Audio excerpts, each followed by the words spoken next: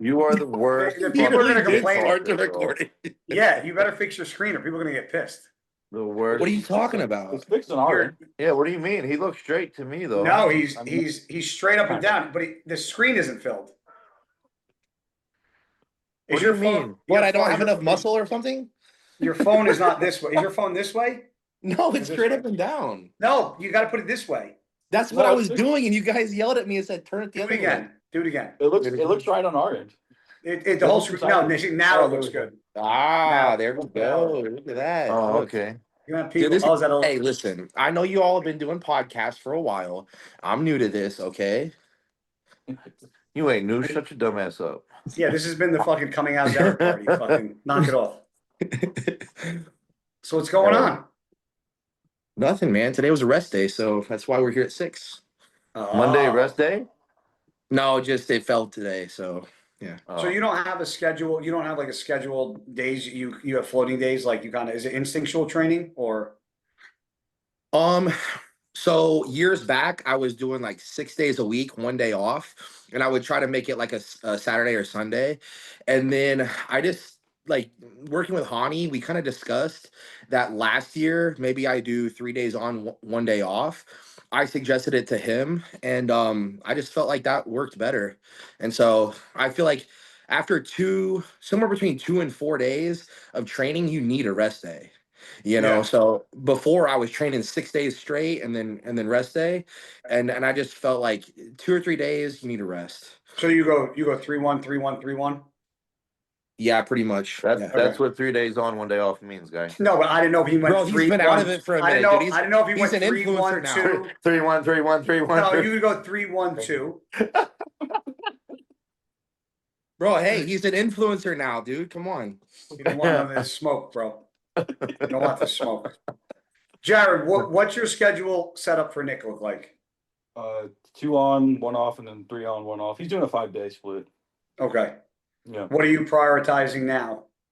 Currently he's moving into prep, so it's not really a priority. So like dieting down, I don't tend to try to emphasize muscle groups. Maybe in that first kind of initial phase of cutting, because you can recomp a whole bunch whenever you're adding stuff back in. So right now it'll remain pretty similar, where like the legs are still kind of like on that top priority. They're being trained on Monday, so the first day of the week. There's a rest day right before them. Same thing for the second leg day. So it'll still be very similar. Emphasizing similar muscle groups, and then more of an equal volume distribution as the prep goes on, because you need to maintain the muscle tissue. You're not really improving at the very end. So gotcha. Can you tell them, like, you guys did legs today, right? Yeah. Can you give them, because I know Nick said it was like 3 exercises. Can you tell the viewers kind of like what Nick's leg day like looks like, or what it looked like today? Today was like a hamstring emphasis, so we split it hamstring quad emphasis days. So 1 day has more of a quad focus with hack squats and things of that nature, and quads are top priority. And 1 day is where the hamstrings kind of are priority. Obviously, Nick's hamstrings are insane, so even the leg press sets at the end they're hard. Yeah. So hamstrings have a lower capacity to recover to begin with. So the sets total for hamstrings today was like three or 4. Yeah. And it'll probably go up to maybe 5 by the end of the mesocycle. So the end of that block that we do, 6 weeks, 7 weeks, 8 weeks, whatever it is. Yeah. And quads will probably be in the 5-ish range still, but still more quads on the quad emphasis day. So you might have 4 to 6 sets of quads on that first day where you're emphasizing hamstrings, and the next quad day where it's quad emphasis day, you'll have like 6 to 10 sets, depending on the person, the recovery capability, how hard they go, how close they go to failure. So obviously it's going to come down if you're closer to failure, but Nick's tend to be pretty chilling pretty well in his last mesocycle. I think he had a good we let that go for a while. 12 sets of quads at the end of the training block in the whole week. So yeah, two really hard days. They're just kind of split differently. What is your biggest difference in Nick's physique now versus the last year when he was prepping? I mean, the check-ins he sent today, man. Like, I saw he sent me one of the pictures. I never knew Nick Walker had quad sweeps, but yeah, his legs are great today. Hey, I got a question. I got a question. So Jared, do you do all of Nick's like training, or Nick, do you like kind of do part of it too? No, I let him do the whole thing. And like if I don't like an exercise, or I'll tell him and we'll just change it. Yep. But he runs the whole thing and I follow it. He has things he really feels like he connects well with, and Well, why? things he wanted me to keep in. There's no right or wrong answer, but why? Why what? I'm gonna give you my why I'm asking this in a minute. Why what? Why you allow Jared to take full control? Yeah. I felt like I mean I've always kind of just did my own training, and I felt like that got me to where I am, which is really really good. But I'm not. I'm open to trying new things, and I like to experiment. And the first time me and Jared trained together, we did legs, which again was 3 exercises. And the way I felt the next morning was that I was fucked up, but it was just the pain was in the muscle, and that was it. There was no joint pain, there was no tendon, like it was just in the muscle, and that was different for me from how I train. So I just at this point, obviously when I prepped for New York, I kind of steered away from all that and just kind of went to like an old school, Dorian Yates type approach. Um, and then going back, we reconnected a little bit, and he was like, "You need to go back to what we were doing. Like you got huge, you grew, you look great, even for prep. You were a freak." So I just said, "Yeah, let's do it," and I just let him take full reins of my entire training at this point. Is it mostly because I mean, obviously you know what you're doing with training, Of but course. like is it because like you just don't have to think and you just have somebody tell you what to do and you just execute? To a degree, but I also like for me, I also like to learn new shit. Like Yeah. even today, we trained legs together, and he still changed a bunch of shit of my form and everything that I was already doing that I thought Yeah. was already fucking good. Then he just made it that much better, and which made the sets more intense than what they already were. So, like he said, we only did 3 sets for hamstrings, and my hamstrings are pretty fried right now.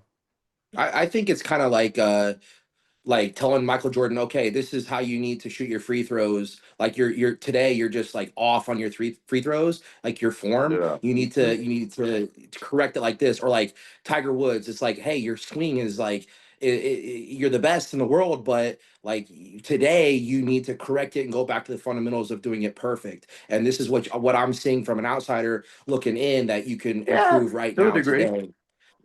Yeah, Well, to a because degree. Did you let obviously, Hani do your Also, train? Go ahead, Nick. I said, and also, I think for me, it's as a bodybuilder, which I all think we do, and I'm sure Derek has done it. We tend to do too much. yeah. And Jared's also one of those people that will be like, "Nah, you're good. This was enough." Yeah. When meanwhile, I'm like, but then I'll go home, sit on the couch for a minute, and I'm like, "All right, that Yeah. was enough. I think I'm So good." the reason I ask you this, and it's literally everything you just said is exactly how I feel too, because Yeah. everybody's kind of talking about with all the changes in coaching and stuff like that with me. Like now I'm working with Chris Aceto and and with having like Chris Cormier come out and train with me a couple times. He'll be back again.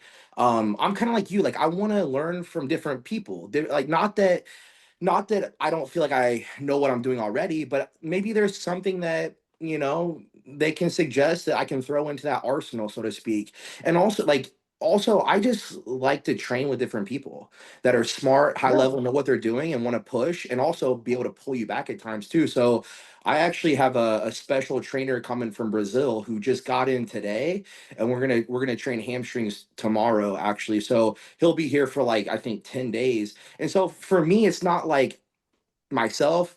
I want to completely have like one person tell me everything to do with my training. It's kind of like I feel like I already have the grasp of how to train and be Mr. Olympia, but like I want to take bits and pieces from other people and incorporate it into what I'm already doing, or just that mere fact of push a little harder and then pull back. So hmm yeah, that's why I asked. And also, like, and I think me and Guy had this discussion. I don't, I suck when it comes to like the deloads of the weeks. Mm, And Jared has, obviously taught me why it's extremely important, and it mm. makes sense, and I get it. But I used to just think they were the dumbest shit in the fucking world.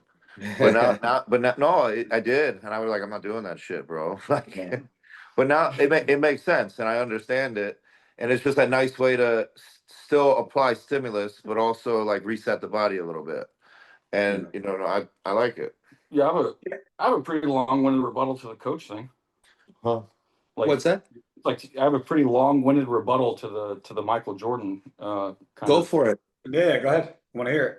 Who was Ronnie Coleman's coach? Do you know? Well, as Who, far as I know, I mean, Go Chad ahead. Nichols Chad Nichols. was who his was your nutritionist. who was your coach for all your wins? Me? Uh-huh. Hani. Who is Jay Cutler's coach?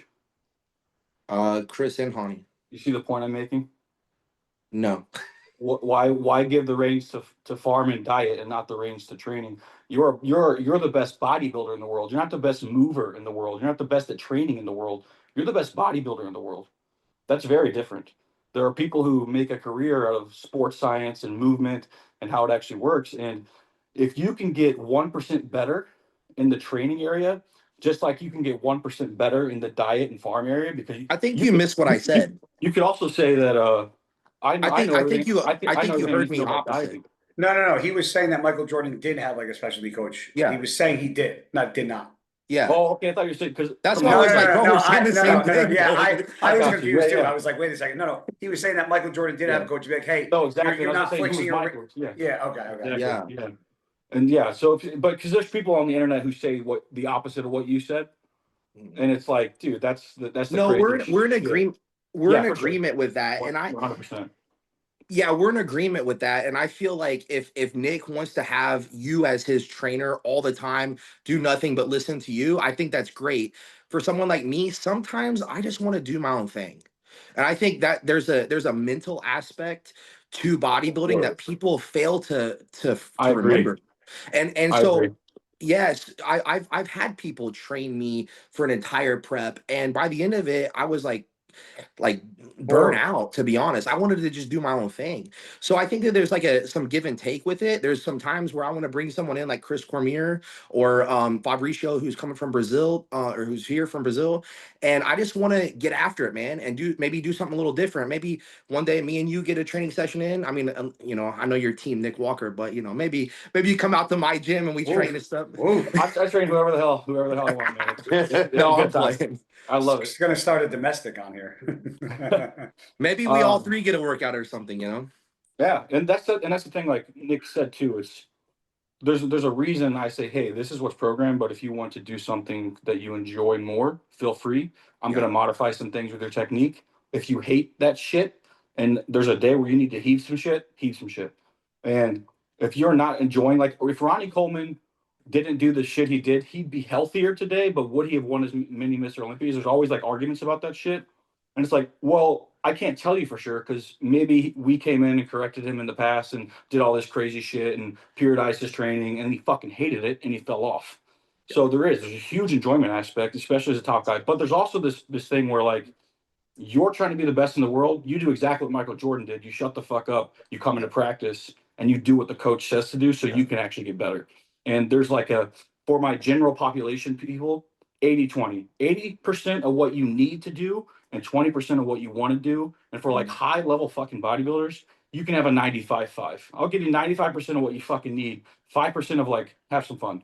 I like and when that. when you're trying to be the best in the world, like, that 95 is probably more necessary.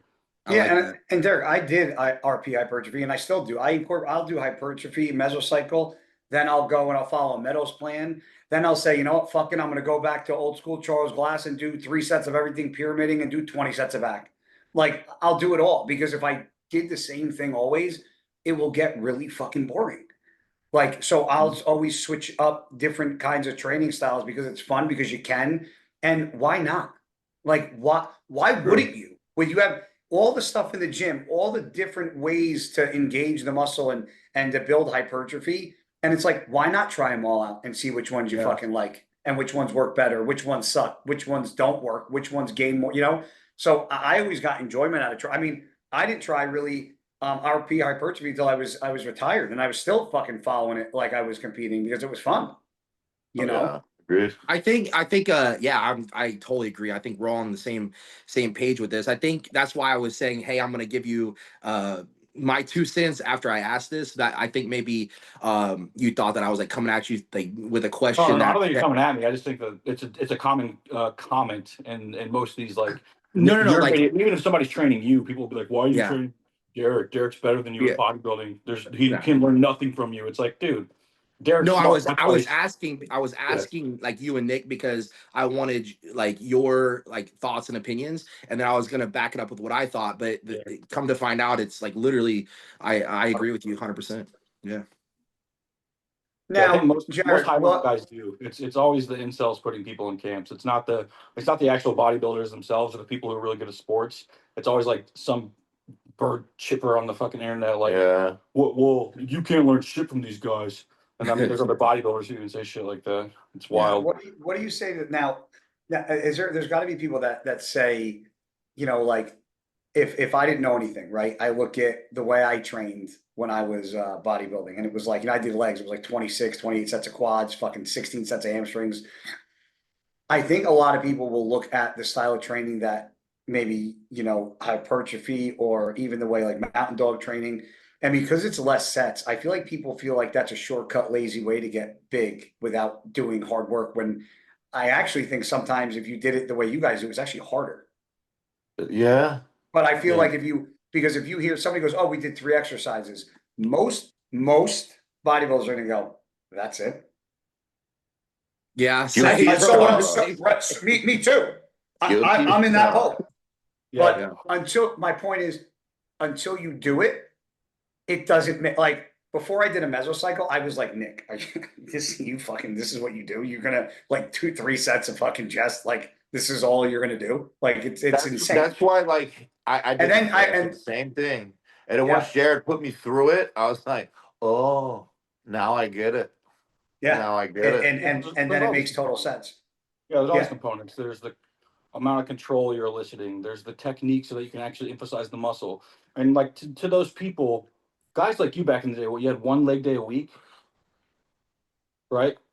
Yeah. Yeah, we So trained let's legs say on Monday, and then literally, which like to the point where obviously now I would say it would be overtraining because I would train quads on Monday, right? I was sore still on Friday, and I'm not even I'm not jerking my own fucking chain here. I was sore until Friday, Saturday, no, yeah, it legit. makes sense. With that much volume, it makes sense. And it's like, okay, so we're doing 3 and 4. That's 7 different exercises in a week. That's probably what you did, right? 7 exercises on your leg day. Yeah, Yeah, there you go. We're just splitting it up because the frequency data shows that frequency of that caliper kind of grows tissue a little better. It hypertrophies the muscle a little better. So we're not just fucking ourselves up beyond repair. We're splitting that up and just doing the same shit you did, but a yeah, little with him because he's so damn big, a little less volume. With somebody like I have natural guys who are in that 26, 28 range of wow. sets. And it Because they depends. have to be. They almost have to be. And it depends. They could be emphasizing a muscle group. And when you open up recovery capabilities by decreasing volume on other muscles, you now have more systemic recovery for those muscles. So I could even bump that guy up to 36 to 40 sets if I take his upper body down. Like, let's say he has a really great upper body, and a lot of natural guys do, and they need better legs. I can take some of that volume from the upper, put it in the lower, and now they can actually recover from that. It's going to be fucking hard. Yeah. But yeah, they can do it. It's totally fine. You used a word twice that I think is important. That I think is getting more light shined upon it now than I think more so when I was coming up. But Jared, you're how old? I'm sorry, because I'm the oldest here. I'm 42. 31.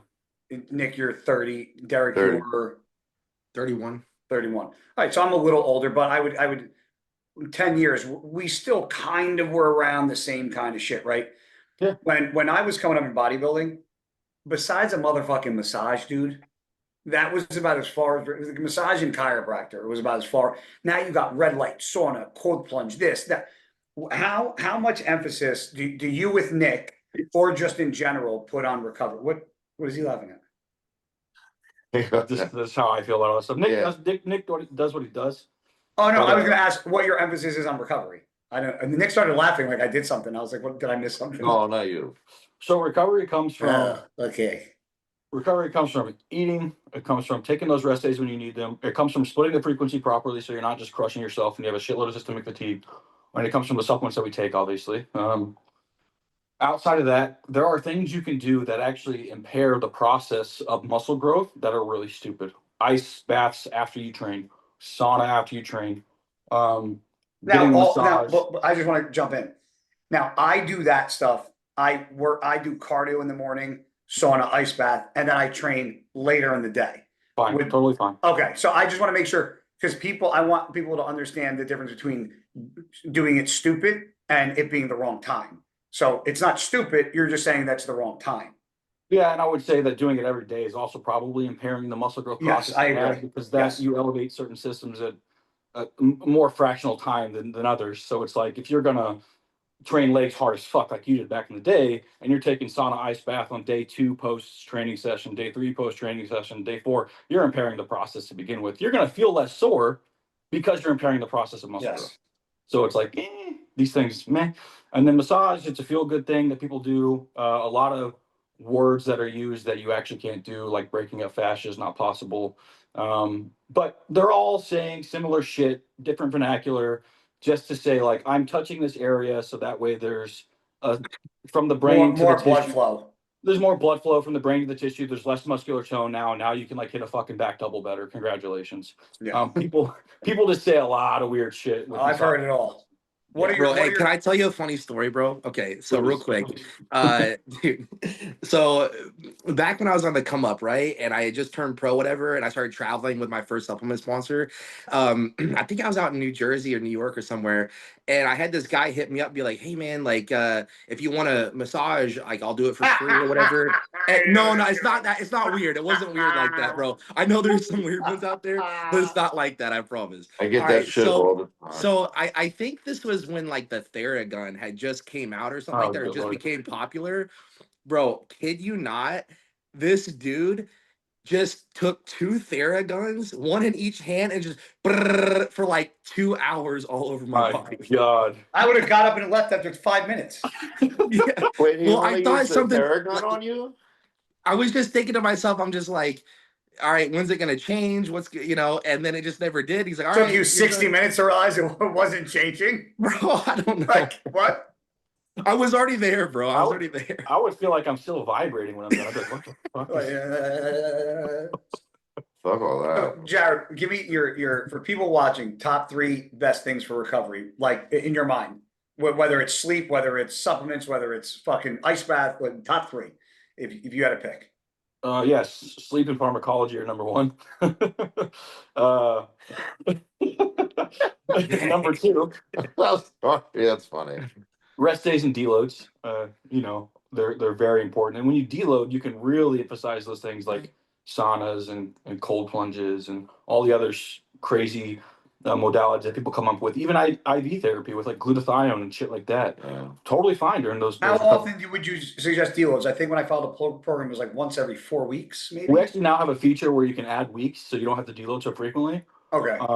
I think anywhere, depending on the advancement of the person and how fucking hard they're going, anywhere from every 4th week to every like 8th week, because a lot of people just don't want to take deloads that often, and I get it, especially when you have that crazy athlete mentality. So it's more just about controlling their intensity through the mesocycle, controlling it so they're not overdoing it too soon, because then where do you go from there? Like if Nick's going to failure week 1, week 2 is going to hurt, week 3 is going to really hurt, and week 4 is going down in performance. Unbearable. So yeah, it's just about controlling it. And we have Nick right now. He did about a 7-to-1 paradigm, which just means 7 weeks of accumulating and then a week of deload. Yeah. And yeah. That's awesome. And you can also throw in like active, like a proactive and reactive deload. So proactive is what I kind of do mostly. Reactive is like Nick messages me and he says, dude, I am fucked. And I'm like, let's take 2 days. You do your rest day, and then the next day just do a light session and do a little reactive deloading. And then we can go back to going hard again. Nick, is that hard for you to do by yourself if you didn't have Jared there to pull back? Yes. Yeah. But I get better at it because like with this training too, you also you have to like really pay attention. Yes. You know, like you really have to be in tune with your body with it to know. So now that I'm getting better at doing that, I know how to deload properly to a degree now. I think the last time before his deload, he messaged me. He's like, dude, I'm ready to deload. I was like, that's what I thought. That's how it works. Fuck deloading. I hate deload. Hey, bro, can we deload today? Can we deload? I would, because the training, when you follow it to a T, like you get to a point where you're like, I'm beat, bro. Like I think I'm good for the week. You can't always go like this. No.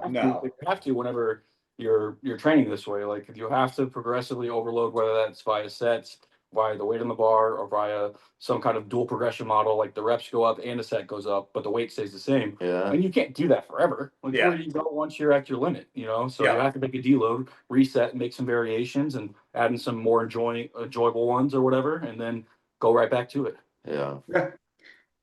Derek, I was actually talking to a buddy, a former bodybuilder competitor, and we were talking about you, and he asked me what I thought of how you're going to look with Aceto. And I said, I don't know much about Hani stocks. I never worked with them, but I said one thing that Chris is very meticulous with is food.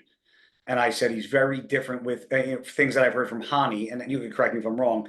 Hani's not big with like cheat meals, refeeds, and like dirty food. And I said that I know that's something that Chris implements not a lot of, but he utilizes it when needed. Like I know guys like Chris Tuttle, they do not use any dirty food ever. It's always just the clean food. They have high carb days. It's just the same carbs they're eating, just more of that. And I said, even when Derek won the O, and Derek, you're gonna be like, you said this every time. Even when you won the O in Open, I still don't think you were as good as you could be. And I said, if you take Derek's full-blown look at guest posing at Pittsburgh when he first fucking came onto the open scene and people were like, holy fuck. I said, and you diced that down, I said, that's very dangerous. And I go, we haven't seen that version of Nick yet. Where do you think in your mind you need the most improvements? Well, Size, condition, leg, like what in yeah. your mind have you think you need to really improve on? Well, based on last year's Olympia, I came in pretty flat. So filling out was a priority first of just putting that volume back in the legs and also being able to make the improvements without going into a full-blown off season. So like making sure that I was keeping the waist tight and accentuating my proportion. So, I think everybody knows that my back is a strong point, and I feel that actually my legs can be a strong point as well. I think that my chest over my bodybuilding journey has been one of the hardest ones to develop the most, but I think that now I'm seeing a lot of different things happening in my chest that I didn't before. So I think a lot of it too, like to your note of like me not being my best in 2023, I think there's a balance between flatness and fullness Yeah. coming in, like peaking properly. And like you said, like with Hani, he's super conservative with everything. So it was like, okay, you're going to eat this much rice or potato, increase it by like time and a half. Yeah. Right. So it's like, if you're going to eat 50 grams of carbs, eat 75 in this one. If you're going to eat 75, eat 100 in this one. So it was never like have a burger and fry really until this past Olympia for finals. So that was never like a protocol that he implemented in terms of food. So everything was super conservative with Hani. Knowing Matt Grego. It's going to be way different from Chris. Way different. Yeah. Knowing Matt Grego, talking to him, talking to you and some others that have worked with him, I hear that he's more aggressive with the food. So like if he feels like, hey, he needs to make this call of like, go have a burger and fry right now, then he'll do it. He'll make that call. Whereas a lot of coaches sometimes they get a little hesitant, like, ooh, this second guess himself. Yeah, and he doesn't do that, or so for what I know of him. Now, that being said, we're 7 weeks out from the Arnold, and so he just pulled the food away. So I don't see any burger and fry or anything like that happening. Any sort of a aggressive food. You'd be surprised. Soon. You'd be surprised when he throws it at you. Sometimes you're like, what now? Really? Yeah, I don't know. So we'll see what happens in the coming weeks, but I think right now we're gonna start digging deep and getting diced.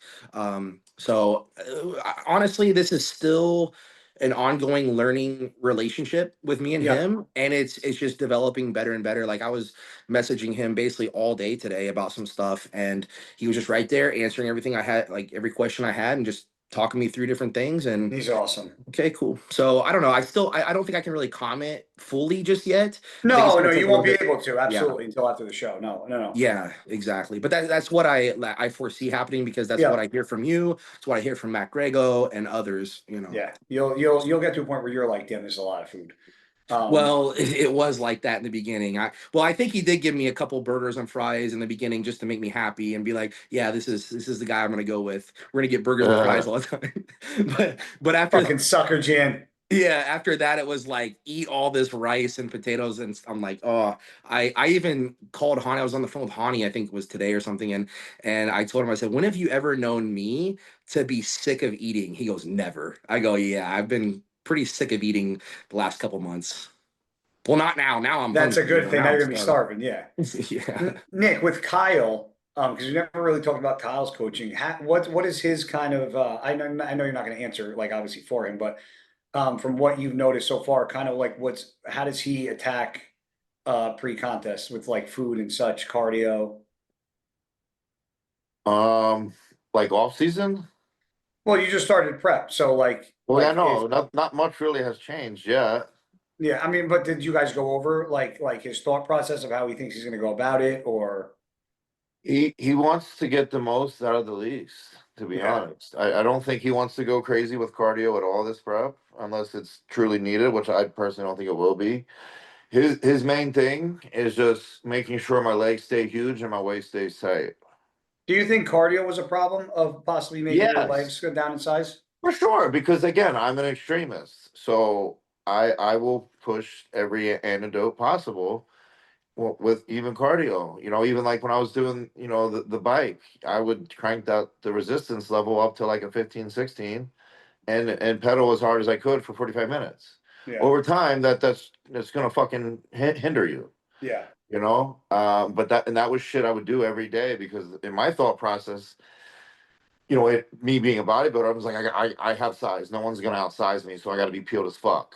But within that, I did lose, obviously a little bit of size.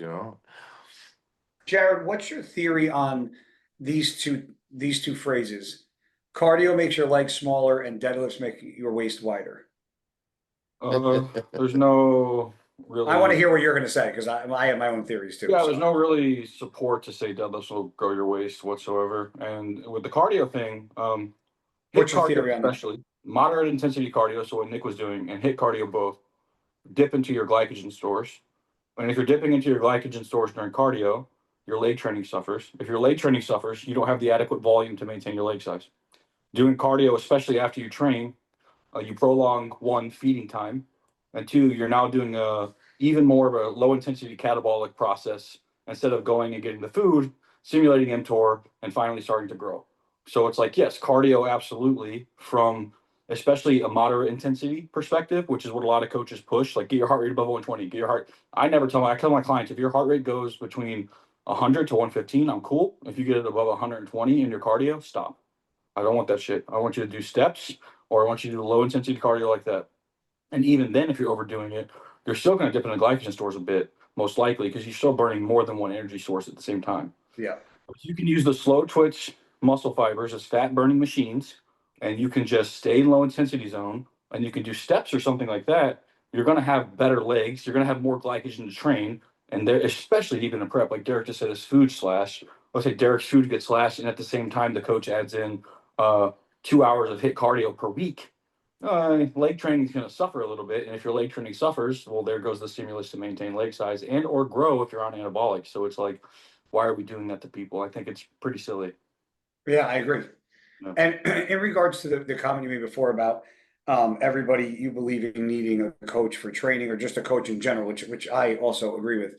And I'm going to touch on this because I have a rant video that I haven't posted yet about it, but I'm sure, I don't know if you've seen it, Derek, I know you're going to know what I'm talking about, but Sean Ray likes to really run his fucking mouth. And hasn't learned once after getting knocked the fuck out, to not run his mouth. I mean, he cried when I approached him and he still just doesn't learn. But he made a comment about, Derek doesn't need a coach. Derek knows how to train. He doesn't need a coach to tell him how to diet. He knows what he's doing. On top of saying that Chris doesn't even look like he works out or blah, blah, blah, whatever, a whole bunch of other nonsense. What do you feel? It's ridiculous. He's just an It is. absolute, just self-righteous asshole that just doesn't deserve to be any part of the industry whatsoever. He's an absolute just disgrace of a human being. Oh, However, he thinks my Did- career is done. Didn't he like want to work with like Chad or someone or Cito, but they turned him down, and then how about this? nobody, Maybe if like he nobody had wanted a, to work with him or something. maybe if he had a coach, he would have fucking won something. Because what did Sean Ray really win? Ask yourself, what did he win? He didn't win an Arnold. and he didn't win a Mr. Olympia. So what the fuck did Sean Ray do that he Didn't has he the only entitlement to walk didn't he only around? win like one show his whole career? Or Yeah, some he shit? was fucking bridesmaid, and he was like, and the sad part about it is, when I was growing up, I used to talk about Sean like it sucks to talk about somebody who had a phenomenal physique, and he's such just a downright douchebag. Yeah. It sucks because he really is an Professional asshole. athletes aren't stand-up role models all the time. You know what I mean? No, and it's Professional unfortunate. athlete. But I am one that I truly believe that this is a sport that you just can't do it's too objective. It's too hard to look in a mirror by yourself and know the corrections to make. If I ever tried to coach myself, I'd probably undereat and overdo cardio, because you're always going to do what somebody that has the mindset like Nick, like me, like you, like Derek, we're going to be the guys that probably overdo it a little bit. So the same thing that Nick was giving a testament to you on, of reeling you back, that was more the reason why I had a coach, was to tell me when to fucking chill out and eat more and do this. So how beneficial or advantageous do you really think it is to have a coach? And do you think it's actually possible for a bodybuilder to be his best by himself without a coach?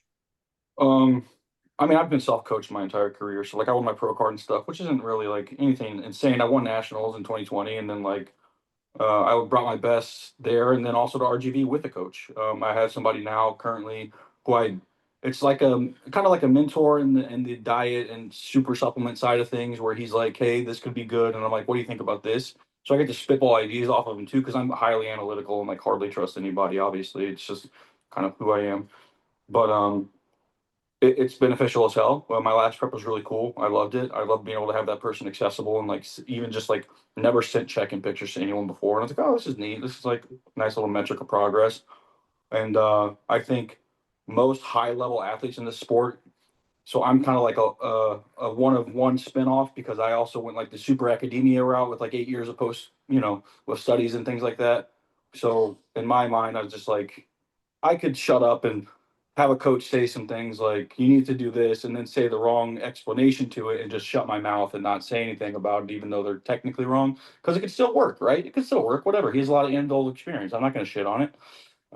It's just like something I never could do. But I think with most professionals in the sport, they found out they were good at bodybuilding really fucking early on. And they went with bodybuilding, and they didn't go like a crazy super academia route. And it's kind of like with anything. Like, I don't know shit about cars. I take my fucking car to the mechanic. I don't know a goddamn thing about it. If I want to make a supercar, I'm taking that to the mechanic too, and he's going to do it for me. I know how to drive a fucking car. You guys know how to go be bodybuilders. So I think the fact that higher level guys are usually they have a lot of humility, and they're always open to learning, and they have coaches for a reason. I think the fact that people idolize people like Derek, people like Nick, and um, idolize their training and stuff like that, but then shit on the fact that they have coaches. It's really fucking weird, because if that guy that you're idolizing likes to have a coach and looks up to this guy as a coach, there's probably something to it. Doesn't make much sense to shit on them for having one. Yeah. I never seen a pro do his own prep that impressed me more than doing it with a coach. There's not one guy, 100%. not one human being. Which is why when Sean made those comments about Derek and Chris, it just fucking blew my mind. Because if you're gonna make that comment about Chris and Derek, make the comment across the board about the entire IFBB and every competitor. Because it's a real it's a real backhanded comment to say about one guy, when every motherfucker had a coach, and somebody that never won anything, who probably would have been better if he had a coach. I just find that his placement in running his mouth is very very misinterpreted, because he has no right to run his mouth. But I think people have coaches for different reasons, right? I think, if you're at like the top, you're an Olympian, you probably pretty much know what you're doing. Kind of like what I mentioned about the training too, right? You pretty much know what you're doing. yes, But there's like a fog of war kind of so to speak, kind of mentality going into it, to where like you said, we would probably say, all right, up the cardio, lower the carbs, just self-sabotage yourself. just destroy. Nobody's doing this. Exactly. Nobody's doing it because it's too much. And Yeah. that's been kind of the moral of my story this whole time. So I'm kind of like Nick and you, like I need kind of someone to like rein me back in a little bit and say, hey, you're doing just enough, you're doing the right things. I'm like, okay, good. So it's just kind of like more of like a mental thing. Well, Not you to guys say could probably say earlier on in your career, Derek, and Nick could probably say it too. There was always a point when I was dieting earlier on in my career, even early on as a pro. If I wasn't fucking dying on the stairs, or if I wasn't Yeah. dying in the gym, I wasn't working out. Yeah, it just, and I'm not saying that's the right mentality for intensity. It's not the right mentality for actual execution. That's the problem.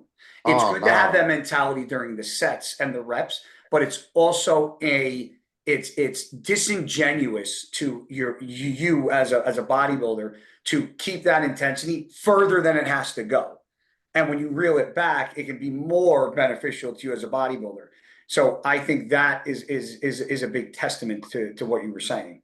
Yeah, and I think my thing with that too is like, you can pretend it's like hardcore to do the thing that we're all literally fucking wired to do, which is kill ourselves. You can pretend you're hardcore for that. Congratulations, guy Yeah. from the UK who's like in a basement doing fucking cardio for 5 hours. The guy from the UK. We're all fucking wired that way. We would all do that if it produced better results. What is more hardcore is sticking to a goddamn plan. Hello? Hold on. It's great. Yes. The answer is yes. I can't read your text. Are you coming on? We're on the podcast live. You called me. I text you. I said we're on the podcast. Come on. Yeah, I don't know where the link is. I sent it to you. It's in your Gmail. Send it again. All right, I'll send it right now. Goodbye. If you send me fucking emails I got today, I'll send it right now. Goodbye. well, it's funny is this is like perfect timing because I said that I was texting Chris about a lot of things today. This is exactly what we were talking about, actually. That's Like cool. about like because I told him I was like man, I just like I want to make sure I'm doing enough and the right things, whatever. I was like, should I start having some crazy killer workouts? He's like, pump the brakes. He's like, don't go too nuts. Like you're doing enough. Like you're doing, so I'm like, all right, cool. Yeah, it's It's like the older you get, you realize going You that don't have to- hardcore just isn't that hardcore. It's not fun. It's not the right way. it is almost, fun. It is. Sometimes. I like Sometimes. to say this. Sometimes. Remember when you were bodybuilding when you first started and nobody really knew what you were doing, and you would go to like a family dinner, eat your own food, and your grandmother or your mother would be like, hey, just have a bite, just have a taste. Now I think back, fam. I could have done that and it probably wouldn't have affected me, right? Zero. One bite wouldn't have affected me at all. But in the moment, it's like if I eat that It's a mental fuck. and I take second, my entire prep, I'm gonna blame on this one fucking stupid bite. This little Literally. cookie. Yeah. So it's like you'd rather torture yourself rather than just have a bite. But Yeah. when you're older, not saying I did it, but you realize that like that is unnecessary torture that we endure and we put ourselves through for no reason other than just to say we did it. And that torture is more likely the reason why you got second, not the cookie. You know what I mean? Yes, yeah, exactly. Wow, it's actually a good point. Yes. That's a good point. Yeah. What being that you are a trainer, Jared, and you trained a lot of people. I've seen your Instagram and who you trained. Out of everybody you trained, who do you think has the most intense person you've ever trained? And what was the most intense training session you yourself ever put yourself through? This guy's nuts. He's just Oh, God. I didn't know Derek's on again. Come on, man. I only came on to see who the guest was. I didn't know it's like a weekly episode of Derek Lunsford. All Are right. you sucking a I'm logging lollipop off from right now. are you sucking a lollipop from the bank? From the bank, from Key Bank. I love it. Oh my goodness. I love it. I was depositing Matt Grego's money. No, that's Chris. awesome. I honestly did not know that Derek would be on. I thought that I figured like I don't know. I figured like there's like a different person on there every week. Dang. I mean, It can be if you want it to be. Definitely not no, illegal to FaceTime and drive. They're getting guys shitted on. guys just having his bromance with you.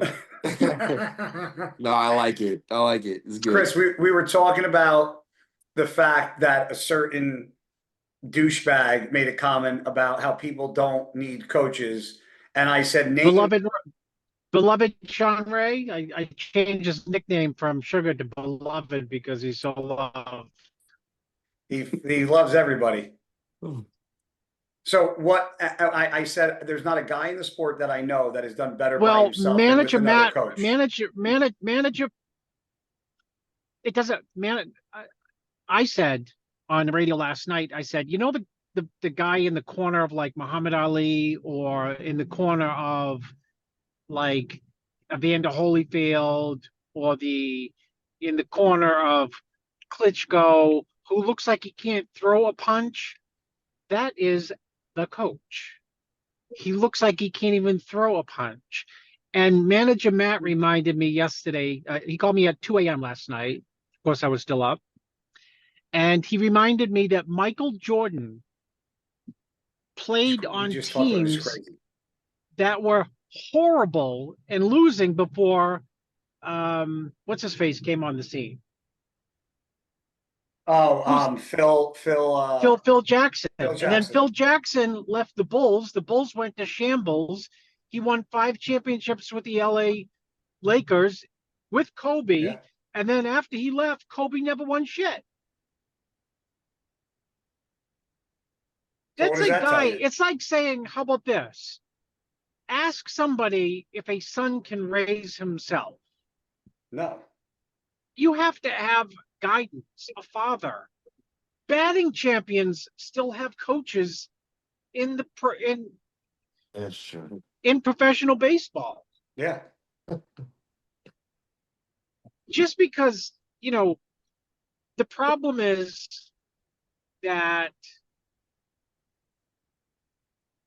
his opinion shouldn't matter based on who he is. If you want, no, it's the problem is the person saying it was too self-centered and arrogant to say this. You know what? I'd like to be better and I will do anything to get better. Maybe I can get some coaching. This idea that like everybody knows everything is ludicrous.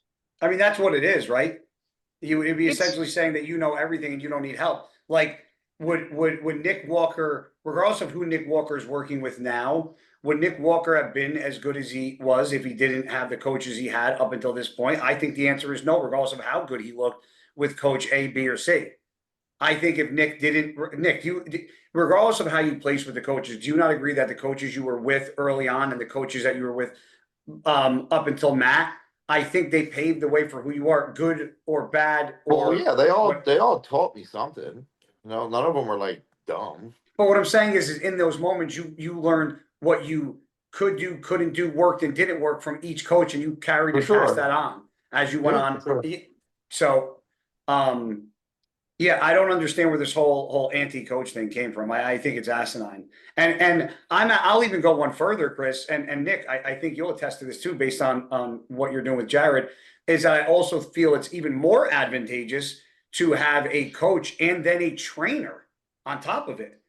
And I think it's important for your coach, and Jared, I don't know if you do this.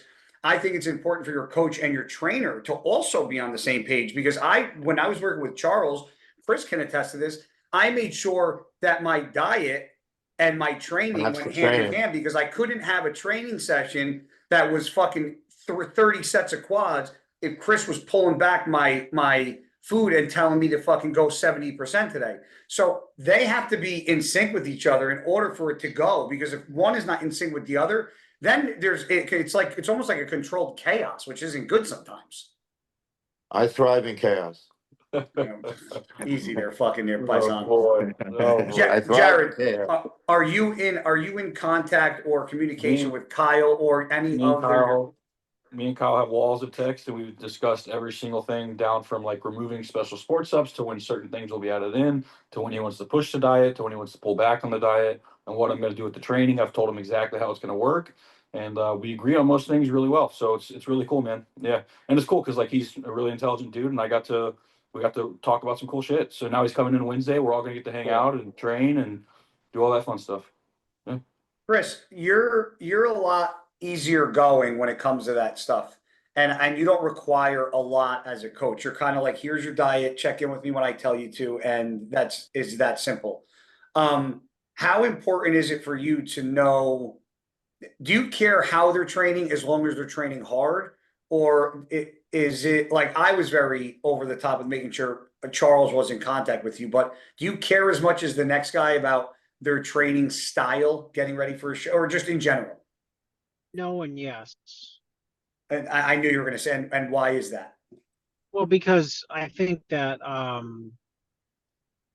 mean, different people have different training styles. If you went to 15 really, really, really good bodybuilders at the professional level, there's common denominators to all the training, but people have their own unique styles as well.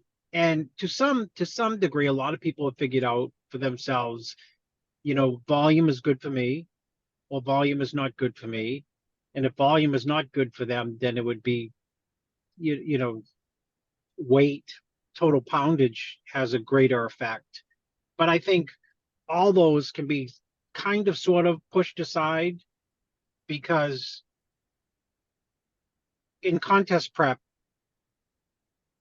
you have to be more aware of being overtrained, and everything can overtrain you. Even there's an idea that short workouts can't overtrain you. Anything can overtrain you. It's just like anything can drive you crazy. Guy cutting you off, you know what I mean? Your Yeah. kids can drive you crazy. Yeah. Your wife can drive you crazy. Your work associates can drive you crazy. With so, but you don't know what's causing you to go crazy one day. Yes. And the same thing I think is true with the training is anything can cause you to overtrain. You just got to be aware of, are you overtrained? And the crazy thing about overtraining is you could be going, things could be just steamrolling ahead, and then all of a sudden you just come up against a wall and you say, why don't I look good anymore? I looked good like 2 weeks ago, but now I don't. And it's overtrained. But if you do the math and you look at it, you say, I can't be overtrained. I just can't, but you are. Yeah. So I'm just in tuned with that. And I back out of it with just simple, you know, if the body's probably not moving forward, it's usually not something necessarily, with me at least, like Hard to diet find. related. Yeah, it's not might not be diet related. So that's when I think the training. So I think it's a roundabout, long-winded way to answer your question. I think people have the different training styles. Some people train a little bit sloppier than I think is good, but I look at them, I say, wow, that's a Like sloppy style. Branch Warren, for example. Yeah, what are you going to go into the gym and say, hey, Branch, could you please do a full extension on the dumbbell press, probably throw the weight at me, whereas somebody who's super strict, and you say like Jared or Nick. Yeah, dude.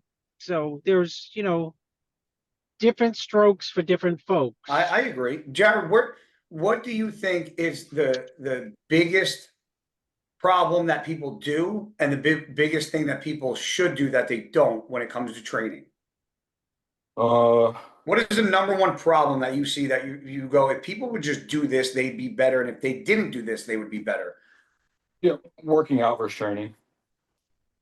Working out is kind of just moving. I understand that, but explain that.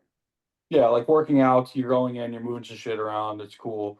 Training is trying to train a specific muscle group with intent, and kind of keep the stimulus in that muscle group with intent, and then go recover, come back, train the next muscle group with intent, instead of just going in and every single thing is using your hip complex, and you're getting a bunch of systemic fatigue through the week, and then you're running into those issues like Chris said, sooner than you probably would have, which where you're, I was progressing, now my physique looks sloppy, what the hell's going on? You have a lot of oxidative stress, you're already in a super crazy deficit, you're in a hypercaloric environment, and your training's now just moving around a bunch and flopping around because instead of controlling, because you're tired from the diet, you decide like, what's a few sloppy sets of like deadlifts? Why not?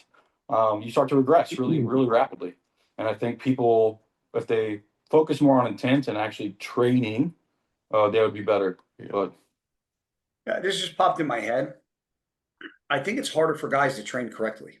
And I think Oh, yeah. that's why I It's think an that's, ego. and It's an ego. it is. so because I'm sitting here while you're I get talking, stuck in it sometimes. what part of it do you get stuck in? The ego part. Like, I want to throw on more weight and just fucking Yeah. fall off. Because the reality is, you know, I sometimes you get that like that those days where you just want to fucking just throw some Turn shit. it on. Yep. But you know that's probably not the smartest thing to do. But the reality is, you know, you can do it. So once in a while, you're gonna say fuck it, and you're just gonna do it. Because And I was when Jared was talking, I was sitting here thinking about doing back today, and I was like, man, it's very easy just to grab a lap bar and just fucking just yank it. just fucking pull it. And then I'm like, it's a lot different to fucking grab that lap bar and just. Oh yeah. The thing is, And I'm like, you know what? It might be hard. I'm sorry, Nick. I just want to finish. It might be Sure. harder to train right because training right requires more thought than just grabbing the weight and pulling it from point A to point B. that's the point for some people. Like you said, it requires more thought, which in return, for a lot of bodybuilders, that's boring. Yes, I agree. They And I want- agree. They want to just fucking go, which I get. And sometimes that does work for people. But for majority, it doesn't work that way. Yeah. You know, like I don't find it boring because I've learned how to connect with muscles a lot Yes. better now, which I find very fucking But you cool. were always good at that because from a very early age on, you were more connected to your muscle than most guys. For sure. But and this is where I'll give Jared credit is he's helped me get even better at it without such a heavier load. So without Jared here to sway your opinion, Okay. if you had to pick one way to train for the rest of your life, which would it be? Would it be a RP hypertrophy? Would it be more of like a dog crap like Dorian Yates? Would it be more of a bro where you just like a bro split where you're doing pyramid sets, three sets pyramid and the weight up? Like if you had to pick one style that you actually, I'm not saying the style that works. I'm saying the style that you enjoy the most. It might not be the same. Remember that. Unbiased, I would pick RP because Okay. I actually because this is where social media will come into play. I actually get a kick when people make fun of the weight that I use now. Because it's lighter. And because it's lighter, but I have grown dramatically from it. So I because of that, it makes me enjoy it more. Yeah. You know? Derek, for you, what was your favorite style of training? Did you ever do the FST7 Hani style or? Yeah, and I'm not gonna lie. I mean, it's pretty brutal. The FST7 training. You know, if I had it my way, I come from a wrestling background. So it'd be like supersets, drop sets, circuit, like just nonstop, like throwing it all, like, yeah, like high intensity all the time. But I know that that's not really bodybuilding, you know. Yeah. Chris, if you were to answer that without saying, well, as long as you're intense, because I know that's what probably you would say. Well, if they're intense, then I don't care how they train. Is there a method that you see more beneficial than another? Or I know you're big with just intensity. Be intense. Yeah, I think that I don't Because know. and I'm asking you because I know from past people that you've worked with certain coaches, you haven't liked their style. And I'm not going to air anybody's name out, but that's why No. I'm asking you. The load is important. The total amount of weight is, I feel, the number one contributing factor to cause muscle growth. If you have good form and you feel what you're doing. You know, So individualized, meaning like somebody Yeah. like Nick that can shoulder press 140 pounds, super strict with great form, and somebody that grabs 110 with super strict form can be the same, even though the load is different, correct? Well, I just mean individually, like Yes. Okay. what gets you on track obviously is the weight that you use, you know, the load. But you can't start bodybuilding and like from day one and know what you're doing. You know, the only measuring stick you have is, do I bench 200? Then 300 is better than 200, then 330, then 350, then 380. It's only at some point where you're trying to go like next level where you say like, what am I really doing when I'm doing 380, for Yes. 6 reps? And can I do 380 for 6 reps and feel it more in some way? What can I do? And there's a lot of things you can do to feel it more, which just means if you're feeling it more, you're not using other stuff. I would You always know, say when people are like, oh well, why don't why don't you do 500, 600, when you squat, when you do, my answer would always be, there's nothing I can get from 500 that I can't get from 400. yeah, Meaning, unless you can get, yeah, and unless for some reason you can do 500 and get the same feel out of it with 400. yes, which You I know, which you I know what I mean? couldn't, So because my 500 was a lot faster paced rather than controlled like 405, which is why could I get 500 for 10, 12, 15 reps all day long? Can I get it the same way I can get those reps with 405? And the answer is no, I couldn't. yeah, well, you mature. People mature in the gym. And you start with just like throwing weights around, and you can grow from throwing weights around, and then the bigger the weights you throw around, the bigger you get. But you can't get infinitesimally strong. There Yeah. comes a limit on okay, you're never going to bench more than X. Yes. So then you have to, or it's important to be able to Pivot. yeah, and try to be able to feel the muscles more. And then of course, I mean, you can't. I mean, how do you explain to like an 18-year-old or 20-year-old who just started like, well, I feel this, because he can't Yes. feel that. He don't know what he's doing. I mean, Yeah. the only thing he feels is, wow, that feels heavy. He only knows Yeah. one word, heavy. That feels heavy. That one feels light. Yeah. And you try to like explain to someone, I love it just Chris's takes analogies. it just takes them a long time to be able to grasp the idea of what the word feel means, because I will guarantee you that some 18-year-old might be able to go into the gym and do some crazy weight and see some pro doing something that's a lot less than him and say, oh, he's just taking more juice than me. Well, I'm sure Because I'm, most pros because look I'm, at Nick and go, I'll never be able to lift that. Derek, I want to ask you a question. I'm going to ask it to Nick a little differently. Take, because this is going to be hard for you to do, which is why I'm asking it this way. So don't take umbrage to it. Why are you a bodybuilder?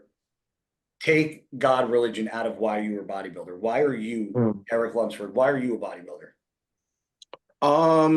Well, And I'm taking God at it for a reason, because I know you always preach a lot yeah. of the reasons why you do what you do, God, but I want you to answer the question for you, not for your religion or for everybody Yeah. knows what you believe and who you are and how high you hold that. And I love that about you. But for you, why are you, Derek Lunsford, a bodybuilder? Well, why am I a bodybuilder today, or why am I a Both. bodybuilder? Both. No, well, that's what I'm about to answer. Like, why am I a bodybuilder today, or why am I a bodybuilder? Like, why did I start bodybuilding? Because I think it's important that you go back to why you started bodybuilding. And I always felt like, I don't know if it was No God. ego. No God. I know that's, No. I don't know if it was ego. I don't know if what it was growing up. I just felt like I had like two voices in my head going, you're really going to be something one day. I don't know what it is, but you're going places. And then also on this other side, I had like this whisper in my ear going, you're going to be nothing. And so that was kind of like my upbringing. I was told I was worthless. I'll never make anything of myself. You're lazy. And so I fell into sports. I Now, love what? Hold sports. on. You were told that, or that voice told you that? I'm just asking to I be was told that by some very important people okay. in my life. And, so anyway, I was told you're worthless, you're lazy, you'll never make anything yourself. But then I also had this like other voice in my head saying, like, no, you're going to go places. And I didn't know if that was like ego that was built from insecurity, or if that was really like you said, like God telling me. So put that aside. And I fell into sports. I was like, I'm going to work hard. I want to be a great wrestler. So I was like, my whole life was wrestling. And then I went to college to wrestle for a short period of time. And I was like, wrestling's not going to be my future. Like, I'm not going to like go big and make a career out of wrestling. Like, I'm not good Well, think enough to about go it. to the Olympics. Nobody really does. Like after college wrestling, like after the collegiate Like, level, do you real unless you make it to like the Olympics? Nobody talks about but wrestling. even then, like, I don't know what they make, but I can't imagine it's like being a bodybuilder, you know? No, no. Yeah. So I was like, okay, like life kind of hit me, and I was like, I'm not going to wrestle for the rest of my life. So I'm probably gonna fight or I'm gonna go to school. And so I really hated going to school, even though I got my business degree. So I thought pretty sure that I was gonna end up being a fighter. Like I really did. I was pretty good at wrestling and fighting, and I thought that was what I was gonna do. And then Did I you saw, ever take any classes, MMA, yeah. fighting? And okay, I didn't know. Okay. Oh, bro, I loved it, man. I still miss it, to be honest. But anyway, so I thought, like I was already dating Jelson at the time. We've been together for 14 years.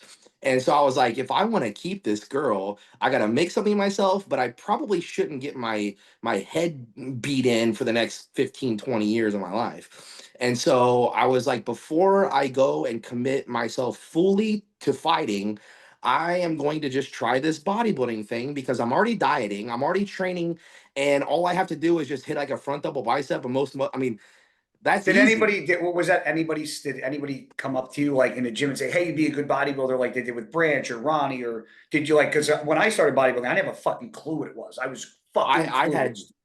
I had no idea. I just saw some jacked dudes in the college rec center like training, and I'm like, "What do you do?" They're like, "Oh, we're bodybuilders." Like, what is that? And then they told me about the Mr. Olympia, the NPC IBB Pro League, and that they compete. And Wow, I so was that's how it started in college from Yeah, Branch. yeah. I was Oh, like, cool. oh, and then Okay. I started looking up, like that was when Generation Iron, the first movie came out. I was just like, hey man, like this is what I'm gonna do. I thought to myself, maybe Nick had the same thought too, is like I'm young.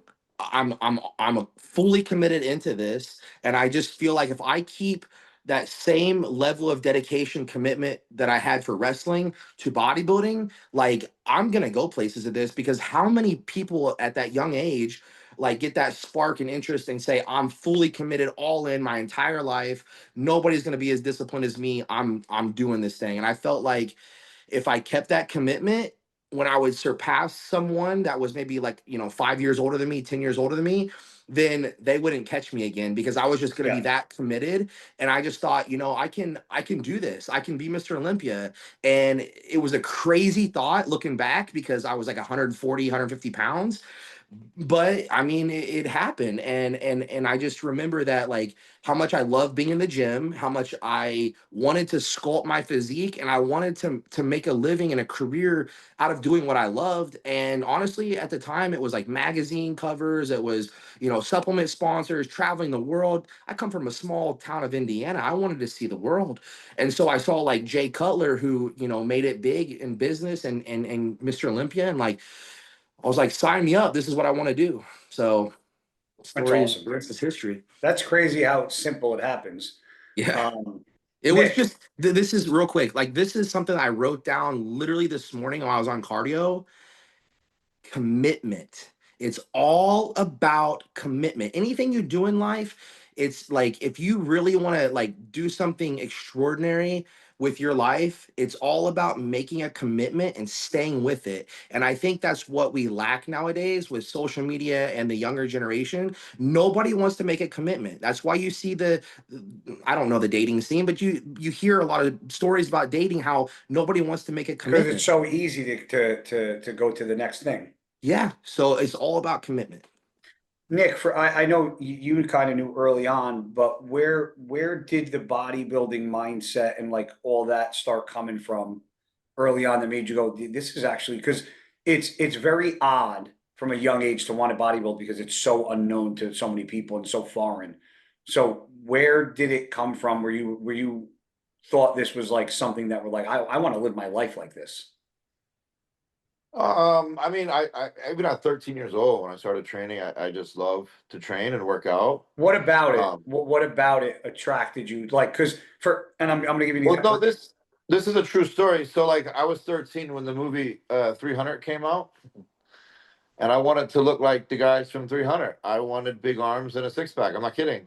But now, So, now prior to that, did you know anything about working out or a little bit. bodybuilding? I wasn't like I didn't know how to train, obviously, but like you got to remember, my brother was very big into weight training, so like I Yeah. already knew a good amount from him. My dad competed a little bit, so I already knew a little I bit. didn't know that. Get out of here. Yeah, my dad did a couple shows. They Lou competed, really. Yeah, yeah, yeah. That's awesome. I didn't know that. So Fuck, like man. I knew a little bit about it at a young age. Um, And I just think, you know, when I went through some of the shit that I went through as a young child, that kind of, as I got older and realized how fucked up shit was, I think that steered me away from like being involved in sports around people, and going to the gym to a degree was like I was by myself, and I that was my peace time, and I valued that, and that was my time that like kept me out of my own head, doing stupid shit with life, whatever the case is. Um, so when I stopped playing sports to a degree, I almost felt like, especially baseball, I almost felt like that was almost like a disappointment for my mom, Okay. because I was really fucking good. I mean, I was 13, but I was like really, and I think she had high hopes, like that was where I was gonna end Baseball. up. You And pitched? I remember like telling her Pitcher? like I was a pitcher, first base and third base. Okay. And I remember telling her like I don't want to play anymore. And What year? it was my freshman year in high school. That was when I like Wow. Wow. yeah, that's So when I was like I don't. And she just looked at me and was like, "What do you mean?" And I'm like, just pure disappointment. "Yeah." It was, she gave that, you know, that face. She's like, "Wait, me." What the And I fuck? was just like, I'm burnt. Like I don't enjoy it. I don't want to play anymore. Yeah. And she's like, "Well, what do you want to do?" I said, and I swear to God, I was like, I want to work out. And she's like, "Work out?" She's like, "What do you mean work out?" I'm So like, let "I me want tell to you go to something. the gym. Let me tell I you want to something, go to Nick. yeah." I was like, "I want to go to the gym." So after like a little while, she was like, "Look, if it's what you want to do, like whatever." Like so, But so I but in that moment it was just workout, not bodybuild. I just want to work out. no, but that was when I knew I was gonna end up competing, because even at like 13, I I already knew who Jay Cutler was. I I knew knew who who Guy's sister Nina was. no, I didn't yet. Come on. Just fucking with you. I was like this 212 little fucking shithead. Who's this guy? Oh, easy. But you were a fan. Don't you even No, I did fucking watch come some at of me. your videos. Don't come at me Because sideways, son. you were very, some of your videos, I'll be honest, were very inspirational. And then I got to know you. I'm like, oh, he's a fucking dickhead. This guy ain't inspirational. This guy's a fucking scumbag.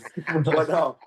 So I already knew who all Dirt that shit was. bag. And I knew in time I was gonna end up competing.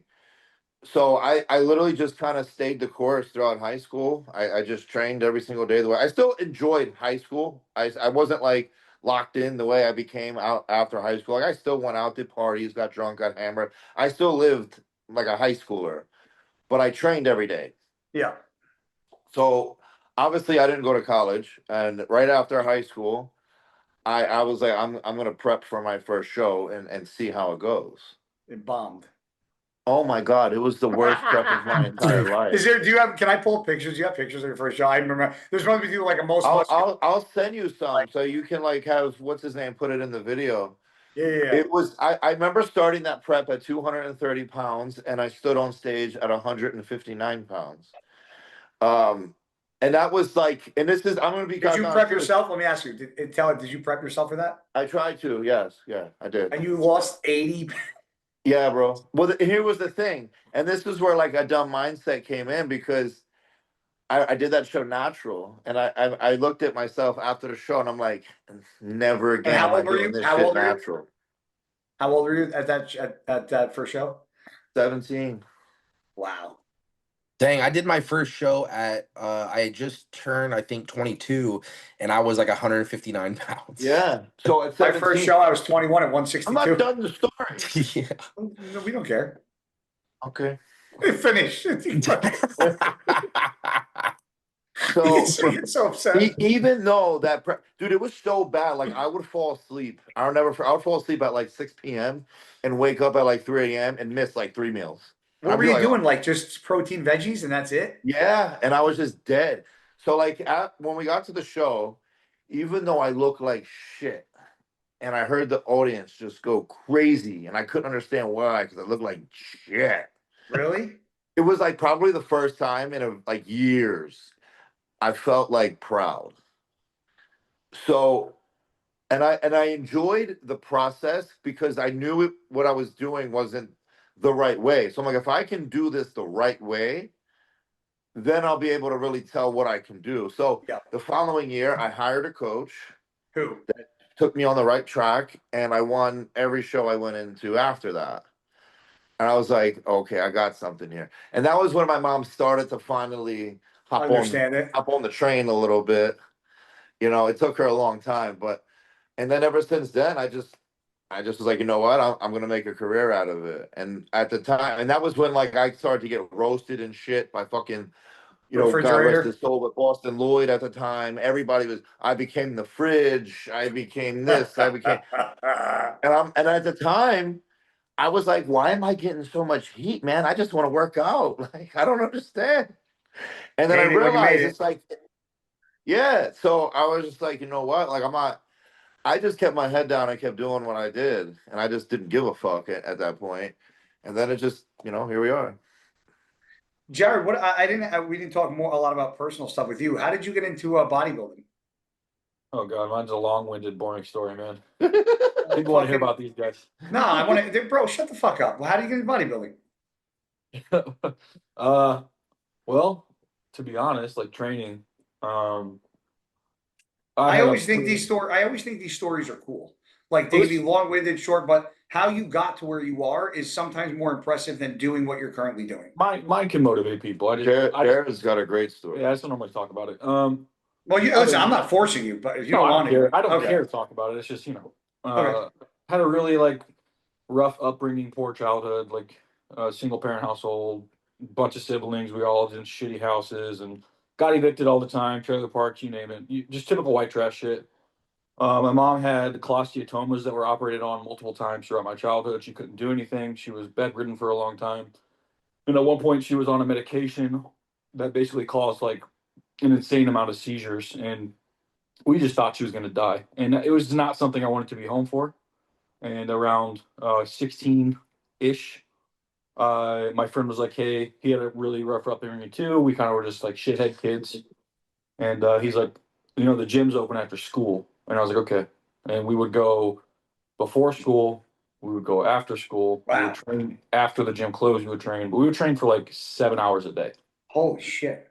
And it was literally just me getting the hell away from home, so I didn't have to witness what was going on. Yeah. And I ended up putting on like 45 pounds in the first 6 months of training. Holy hell. Yeah, it's been crazy ass like 16-year-old pictures of me where I'm like 115 and then I'm like 170, 175 or some shit, 165. It was pretty crazy. So I kind of like realized, oh damn, I'm pretty good at like putting on muscle, and then kept going and going. And honestly, before I graduated high school, nobody in my family's ever graduated, did anything with their lives. A lot of alcohol, drugs, things of that nature. And I just fortunately found my own addiction. Uh, didn't get pulled into that shit. And I had one or two teachers who were like, you can go to college. I just thought I'd go work at a factory and make money for my family and help pay the bills like I did since I was like 13 years old. And they were like, you should just take the ACT, apply to college. So I did. And I went to the college where I met Mike. My freshman year, he wasn't there yet. And I had a buddy who was doing the bodybuilding thing. He was really big in like Break Zane. He had the Arnold Encyclopedia and he wanted to do a show. And at that time, I was about 19. And Derek, we have a similar kind of like trajectory too, because the Generation Iron, all that stuff you talked about. I was like, yeah, this is literally we're in the exact same years of college at the exact same time, so we got to see all that cool shit together. And the same stuff. Yeah. I was that guy in the rec that you would have came up to, like, oh, you're a bodybuilder, Like, Yeah. that's what I was doing already. But my friend, his name was Hawk. He's like, I want to do a show. We found a national federation. We did a show. I was 19. In sporting events, bodybuilding, my whole time, like I've never had family at any of this stuff. It was just something that like it's kind of like to Nick's point. I competed in men's physique. I did a natural show. There was 14 guys. I ended up winning the whole thing. I got a pro card in a natural division my first show, Wow. and it was kind of the first time I had ever really felt proud of myself too. That's It was awesome. super cool, and I just thought, man, I got something here. Continued my education, competed, got a natural bodybuilding pro card. Competed into some natural pro shows, won some pro shows, and just kind of kept going. It was, but I did it because to begin with, my mom wanted to do like bikini stuff when she was younger, and the cholesteatomas and just kind of the way life went for her and things like that. just, you know, she had another path. And, you know, I did my first one for her because she wanted to do it. And whenever Hawk talked about it, I was like, yeah, this is a cool thing I could do for my mom. So although she wasn't really, you know, there, I got to at least do Show that her for her. pictures. And it really put me where I belonged. So it's cool that I got to do that for my mom and still get to kind of dedicate shit like that to her. That's That's awesome. amazing, man. That's a lot of the reason why I Fuck just yeah. said, screw it, I'm doing this Arnold. I mean, I always wanted to do an Arnold the last couple years. I thought about it. Nick even texted me that one year he did it and was like, are you doing it? I was like, I think so. I don't know yet. And then I ended up not doing it. So we found out bad news around Thanksgiving about my grandma, and I was like, all right, I'm doing this for her. I'm doing it because I always wanted to do. I'm doing it because I'm from the Midwest. This was, Yeah. you know, a lot of reasons why I wanted to do this show. But that's pretty awesome that like your story, man, doing it like. Yeah, I think some of these stories, you know, I think the stories like this are the stories that I hear from more people that are successful, because it's I never hear the guys that were, you know, had great parents, or were, you know, parents were millionaires, or they lived this lavish life. It's always the guys that kind of, you know, had it more on the rough side, or really came from, you know, unforeseen, or bad circumstances that made them out to be who they were. And to everybody's point on here, Jared, Nick, and you, Derek, if you guys didn't come from those bad circumstances, or had, Nick, the things happen to you, or Derek, things that happened to you that happened, you guys might not be as successful or be in the positions that you are right now, even though the part of your life was pretty shitty, you know? Um, I'm grateful for all of it. yeah, sure. you know, I don't talk about my, you know, being on, you know, the podcast, and I'm the host, and I'm the one mostly asking the questions, not get asked. But for me, I'll keep it, you know, short and sweet. But for me, bodybuilding was, you know, started for me as when I was young, because I got bullied very heavily when I was a kid. I was short, I was chubby. And I don't know, I know I told somebody this story, Nick, it might have been you, Yeah. about about high school. Yeah. Yep. So when I was in high school, it's an embarrassing story, but I'll tell you, I'm very transparent. When I was in high school, I went away to a high school called Pope John. I got recruited to play football. I played football from the time I was in third grade till I was in college. I played for 15 years football. I hit every play. When I was in college, we went away to this place in PA. I don't remember the name of the place, but it was like a bunker. We were literally in the middle of fucking nowhere. Bus drove into this, like, a field, and it just opened up, and there was cabins, and it was like almost like a military base that we went to like for 10 days for high school football camp. And I was the only guy at that fucking camp that didn't know anybody, because I was going to a Catholic school. I didn't come from those towns. I got recruited to play. I had no friends, and you got put in a room with bunk beds with a lot of guys, and nobody. I wasn't even as outgoing as I am now with my mouth and talking. Dude, nobody liked me. I just, to the point where I was like 4 or 5 days into camp, and I was carrying an orange container. Remember back in the day, like I don't want to call it the poor man's fucking drink, but like, if your family had money, you got the Gatorade in the glass bottle. If you didn't, you got the powdered Gatorade that kind of tasted as good as not as good, that you had to make yourself. And you're really poor. You didn't get Gatorade at all. Oh yeah, you got like the little you got the drinks with the aluminum peel tops. And I was carrying the jug of water, or I was carrying the jug of water into the bathroom to fill it up with Gatorade and make Gatorade, and it had water in it already. And I just remember walking into the bathroom, taking a turn, and I fell. I slipped. There was water there from the showers. I slipped and I fell, and I went down hard. I was fine, but I wanted to get away from these guys so much because I was getting picked on, that I went to the nurse, and I was in the nurse's office, like, and not at practice for 2 days, because I just got picked on so bad that I didn't want to be around anybody. And I just did that to hide out. And then after camp happened and all that stuff, I said, you know what? I'll never allow somebody to pick on me again, because I'll make sure that if I get picked on, I'm strong enough to stick up for myself. And that's how I started. I was like, they can pick on me, but when I put the pads on, I'm gonna make sure they remember who they picked on, because I'm gonna fucking start. Like, that's what got me into the gym, was getting picked on for football, and getting, you know, sick and tired of being picked on as a kid. Which is why it's funny, people see how outgoing and my how vocal I am with my words, but I usually am the guy that's sticking up for people, because I don't like bullies. I don't like Yes. bullies at all. Yeah. And that's where I think a lot of people misinterpret who I am, because I'm the first to the party to stick up for somebody. I don't like that shit at all. However, I do think that being bullied is also part of life. And I think maybe some kids need to be bullied a little more to fucking, to wake up a little bit. But Guys encouraging bullying right now. listen, I I think hate bullies, but it's I- needed. I think there's a lot of very weak people out there that sometimes if they had, a little bit more bullied, they might have a little thicker skin. Yeah.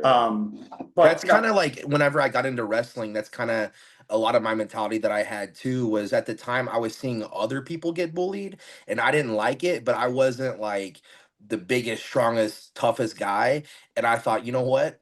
I'm going to be the Yeah. biggest, strongest, toughest guy around. So that way, if anybody does get picked on, nope, I'm the Yeah. man. So I'm gonna stop this here. Like, nah, that's not. Yeah. So Nick, that's why I went like this. I was like, I can relate to that you one. remember that shit. Nick, Yeah. how were you in high school? Were you like the popular kid? Were people scared of you because you were big? I never got bullied. But you were that you 230 you graduated? Yeah. Holy shit. I mean, Jared, right? Imagine No, a you was- 230-pound fucking kid in high school. But I Like, was- that's insane. That's In high insane. school, I was also the kid that like I was popular with the popular kids, but I was also friends With with, the like dorks. the nerdy kids. I wasn't one of those that had like, Yeah. oh, this is my group of people. Yeah. I was friends with everyone. I didn't give a fuck. If you were cool with me, I'm cool with you. You know what I mean? Yeah. I had that in college. I had like the football crew that I hung out with, and then I had like a group of just absolute nerdy dorks that were just a group of my good friends that I hung Well, out with all listen, the there time. was I didn't some care. nerdy ones where I'm like, okay, like I can't handle this. This is too much. That's why you had to move away from Tampa. You couldn't train with me no more. No, you fucking nerd, bro. Guys are the bigger nerd. Yeah. But no, like I was friends with everyone. I wasn't one of those ones that like just was like, oh no, I didn't give a fuck. Yeah. What, Derek, being that you won the Olympia and you're get ready for the Arnold, what, because I've asked Nick this before, like, what does your future look like as far as bodybuilding afterwards? Like I know you have your gym, which is awesome, with a bunch of new tech equipment. Shout out to New Tech, Chantic, and the CEO, Mr. Fiyoung. You guys are Mr. absolutely Young. awesome.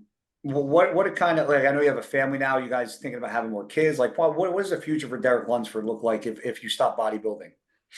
That's interesting that you asked me that. I just got asked that from an old friend yesterday, and I was kind of like, I don't know. I mean, I have an idea.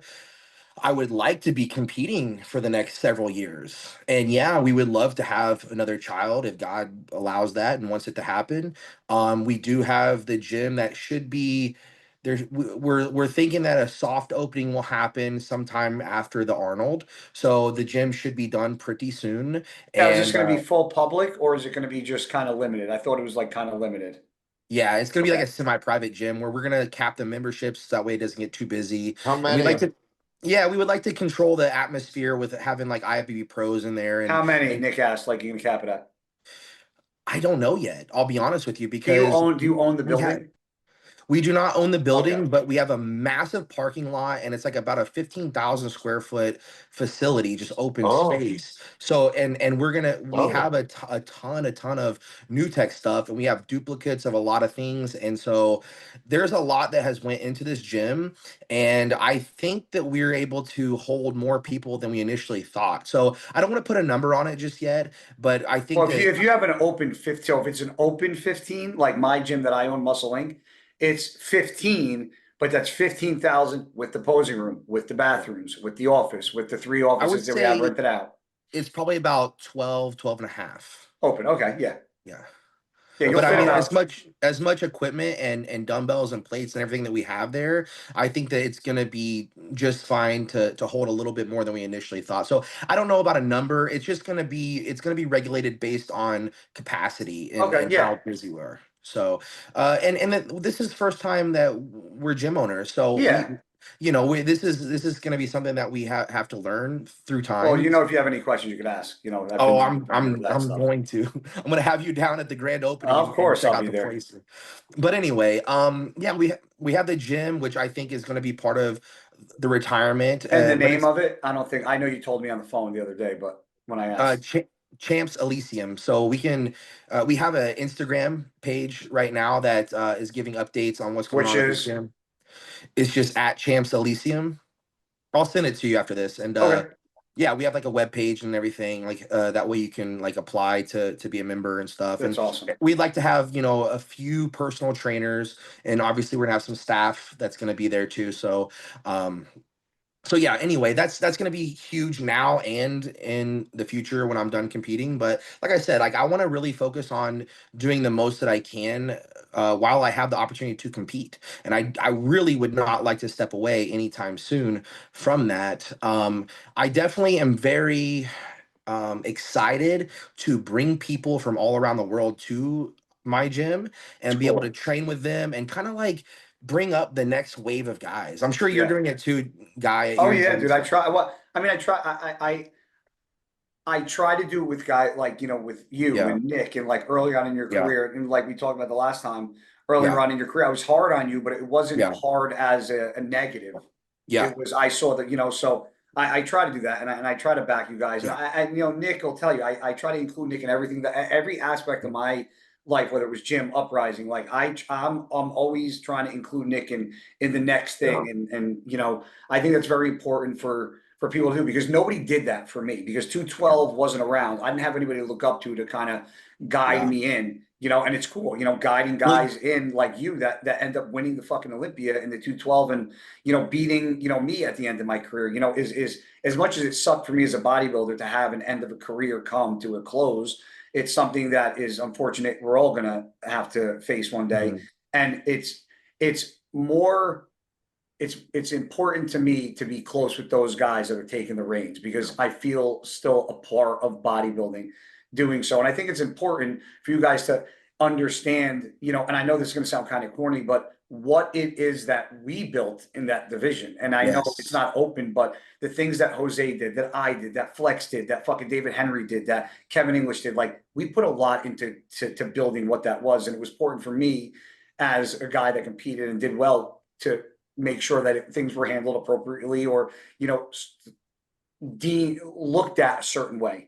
I felt that was a responsibility of my own. Well, I was gonna say something. I didn't want to interrupt you, and that's exactly what I was gonna say. Was you guys literally built that division and laid the foundation of what it is today, and not Yeah. just that division, but you had a heavy impact on me. Like you, Jose, Flex, like you guys had a massive impact on me on just how you carried yourself and how you guys just was as athletes, as professionals, as businessmen, as people in general. And I just remember that like at my first Olympia, I was telling all you guys, I was like, I just want to make you guys proud whenever you Sitting guys there do. saying this stuff, so we're looking at him going, "Dude, you're going to beat half of us here. Shut the fuck up." Well, I'm just sitting there going, I just want to make you guys proud. I mean, I was such a fan, you know what He I was. mean? This is true. He was literally saying this backstage before I he did as we're about to beat walk us. on stage, I'm and like, "Then everybody's shut just the like, fuck up." yeah, shut up, kid. You know? And so that was like, the 212 guys really had a heavy impact, just like the Generation Iron guys like Phil and Kai and Jay and all Yep. them guys. But yeah, I mean, thank God for you guys in that division, because who knows what my career would have been Yeah. like if it wasn't for the 212. I spent I five agree. years in that division. Jared, what does your future look like? Are you looking to compete again? I know you competed last year, right? Yeah. Yeah. What are you thinking about getting ready for another show? Are you putting more emphasis into your coaching? Is your goal to be more like a Chris Aceto or a Hani, and be like, or a John Meadows, and be the guy that like everybody's training with? Or what's your kind of take on your Um, future here? no, anybody who wants to turn any time, my purpose, and I think all our purpose in life is to run the race and pass the torch to everybody, whether it's knowledge, wisdom, resiliency, whatever that may be. The way you guys paved the way for the 212, you ran the race, you passed the torch on to the other guys, and you did it with purpose and grit, and with a moral story behind it, which is fucking dope. And that's kind of how I am with the educational aspect of all this. Like, uh, all my years of schooling and what I do know with training and dieting and kind of sports physiology, I just try to teach as much as I can. Well, People can from disagree. from an old guy to you who's a little younger, Yeah, I mean, you've taught me things that I didn't know. So I mean, I appreciate that. Anybody that has never worked with you or downloaded the RP Hypertrophy app, you Yeah. guys need you will learn something, and learning something in this sport is always worth it. So if you guys have never done it yet, I encourage you guys to definitely download the RP Hypertrophy app and do a mesocycle and really try it out before you judge it. Because I was very skeptical until I tried it, and I did like 4 mesocycles in a row. I appreciate that, man. But so I didn't mean to cut you off, but I wanted to say No, that. it's cool. It's cool. I like hearing that because, like I said, man, that's all of our purpose in life. So it's cool shit. But for competing, I'm definitely gonna compete this year. I probably want to be done unless we have like some sort of oral non-androgenic anabolic stuff coming from like AI. You know, I'm big into tech. I'm a big nerd there. So when I can stop using the needle, I will immediately. Yeah. I want to try to qualify for the Olympia once or twice and see how well I can do. And I think I have a pretty decent classic physique. This year I'm gonna. You were a little. I remember you being. You were one of the shows, or I don't know. Both. You were either a little off or like flat. I remember. I'm not. Yeah, UK. I got sick. UK. Okay. But it was the main. I show don't was remember prepping the photos, but I remember going, man, you look Yeah. super fucking flat. Yeah, it was the main show I was prepping for, and I fucking got there, immediately got sick, 10 days out, and I just, all the way to the show was just worse and worse. And we did what we could. I was already in the UK. I already signed up for the show. I'm not pulling out. I'm going to get on stage. I got like 10th or some shit out of like 20 something. Yeah. The RTD before that, I looked really good. It was probably one of my best looks ever. I got 5th, and I beat like 4 or 5 guys who have been to the Olympia. So that was kind of my like, okay, I can continue, and I could probably qualify at some point. And I'm going to do potentially a show right before Pittsburgh and New York, and then probably just hop into those to see how I stack up with a lot of those bigger names. You're going to do New York too? Yeah, probably. What about you, Derek? Are you going to be around for New York or no? The New York Pro? I know you're not doing it. Are you talking about me? Yeah. Are you going to be around for it? Like, I know you're not doing it. I said you're going to be in town for the New York Pro. I think I thought about it. Usually, I have not been to the New York Pro, except for 1 year when it was in Tampa, because I always that weekend I always go and I'm up there with Mike Vrujink up in Grand Rapids. Oh yeah, Michigan. yeah. Yeah, remember when we did? Was that the year I won? You were there? I don't remember, man. Yeah.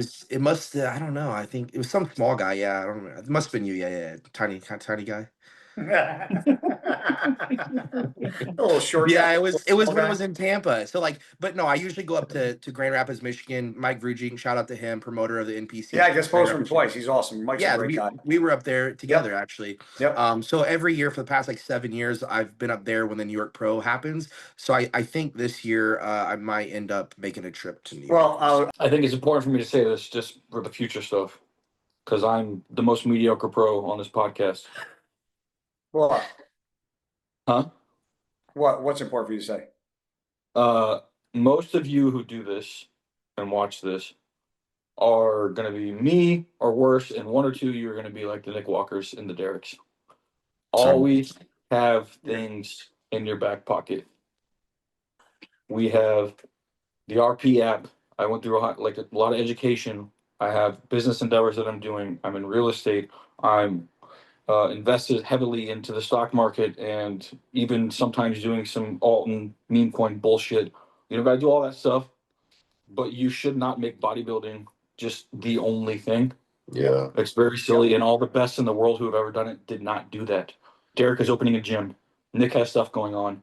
Jay Cutler, take notes from him. Like, he was one of my idols as I came into this because of that aspect. It had nothing to do with bodybuilding. He's a fucking amazing bodybuilder, the best in the world, and look at what he's doing on the side.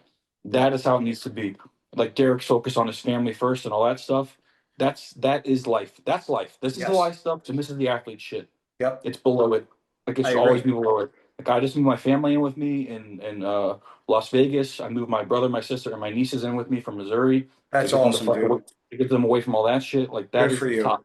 I did That's all awesome. that during prep. I did all that. I went through the fucking Good for you, leasing man. process and the house hunting at like 3-4 It's like the weeks worst. out. It's but that's the thing that people have to understand, that during a contest prep, life doesn't stop for you or anybody.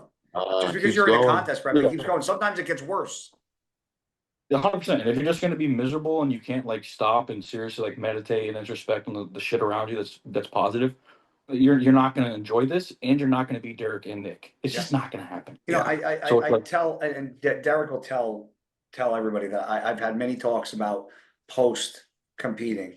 And I think something important that you said, Jared, is have something in your back pocket and, you know, make sure you have the connections and you build a rapport with people and you have a big Rolodex. I mean, right before I retired, I you know, Uprising started and then I opened up a gym. I started my coaching business. I have a very good clothing business that goes on. I have my sponsors. I still travel. I do some, like, I am fucking, there's a lot that I do, but bodybuilding just gives you the platform to do it. It's not going to do it for you. I don't care if you turn pro. I don't care if you win a Mr. Olympia. If you win a Mr. Olympia, yeah, you got 400 grand. But if you don't know what to do with that money, or to buy real estate, or invest it, or to put it in a SEP account, or a Roth IRA, or a high yield savings account, or the guys that don't have life insurance policies, or it's insane what some people don't have. yeah, It's crazy to me. You know, yeah. one of the big, Don't. It's like this, like when you show with the Rolodex and having people. It's like, don't become the guy who sees himself as the idol that people see him as. Be the yes, guy that is interacting with those people. Like when I get a interaction, get stopped in the gym, I'm having like 10, 15-minute conversations with these yeah, people. I'm yes, not the guy who's like, well, yeah, you should be coming and taking pictures with me. Because like, dude, you don't know that guy. He's an engineer for NASA. You yep, just blew off an engineer from NASA. You could have yep, had like a great conversation with the guy, learned some stuff, had some dinner or something. Like it's like, don't yeah. be the guy who's like, I get it, you're Leave me the fuck tired. alone. Yeah, I get it. You're tired. You're in the gym, whatever. But like, don't allow yourself to be the guy who also sees himself in the pedestal. It's fucking ridiculous. So I love that, and I know we've been on here for a while, and I'll start wrapping it up. But I love that, Jared, and I love that for one reason, because there's a quote that I heard this past year, and I talked about it recently, not on the podcast, I think on Instagram, but it was a quote that said, "We're all the same in the fact that at some point there's going to come a day where nobody mentions our name again." And that quote stuck very fucking big with me, because if you think about it, right? There's going to come a point where, I mean, like, just think of actors that have passed away, or how much people talk about Sean when he died. You know, Sean passed away. Everybody's posting about Sean. You had a picture of him, blah, blah, blah, blah, blah, blah. And then next year comes, oh, it's the year anniversary of Sean passing, or his birthday. We'll throw up a picture about, and then the next year it's a little less. Then it's a little less. Then it's a little less. And the thing that keeps your name being mentioned is the impact you had on people and the memories that you give them for them to pass on to other people. So my goal in my mind is I want to be the guy that people don't stop talking about, and I want to impact people and give them memories and do things and go out of my way or help them or be a helping hand or an ear, so them could say, you know what, you know, that guy, Sister Nino, yada yada yada yada. So I think it's very important for what you said, is to give those people that time in the moment of, even if it's the most distressed situation. I think it's important to be that good person, because you giving that person that 5, that 10, that 15 minutes of your ear to talk to them, you might have helped them save their life. You have no idea what you could have done in that 15 minutes, on top of making a connection for whatever the case may be. You don't know the impact that you have, because there are a lot of people that walk around and they do think they're better, or they won't stop for that person, or they won't have that And conversation. you're right. Like I've had full on conversations in line at expos at the Arnold where someone told me that we saved their life. Dude, we were crying together. I was like, Yeah. holy shit, this is Yeah. impactful as hell. And like, forget me all you want. I don't give a fuck. If people forget your name, whatever. If they never forget the lessons that they learned, That's my point. yeah, 100%. If they never forget that and they can pass it on themselves, we are doing our job. And I think it's cool that we have the internet and shit like this. This podcast will live on forever, and people can always go back and watch it. And that's the kind of shit that's like, okay, those lessons that people need to hear, that those kids that we were that needed to hear that shit, they get to hear it, and it's cool as fuck. And see, I two things. The last part, I think I try to be the guy that says things to people that nobody ever said to me, which is why I think people look at me like a dick. And I was like, I'm not a dick.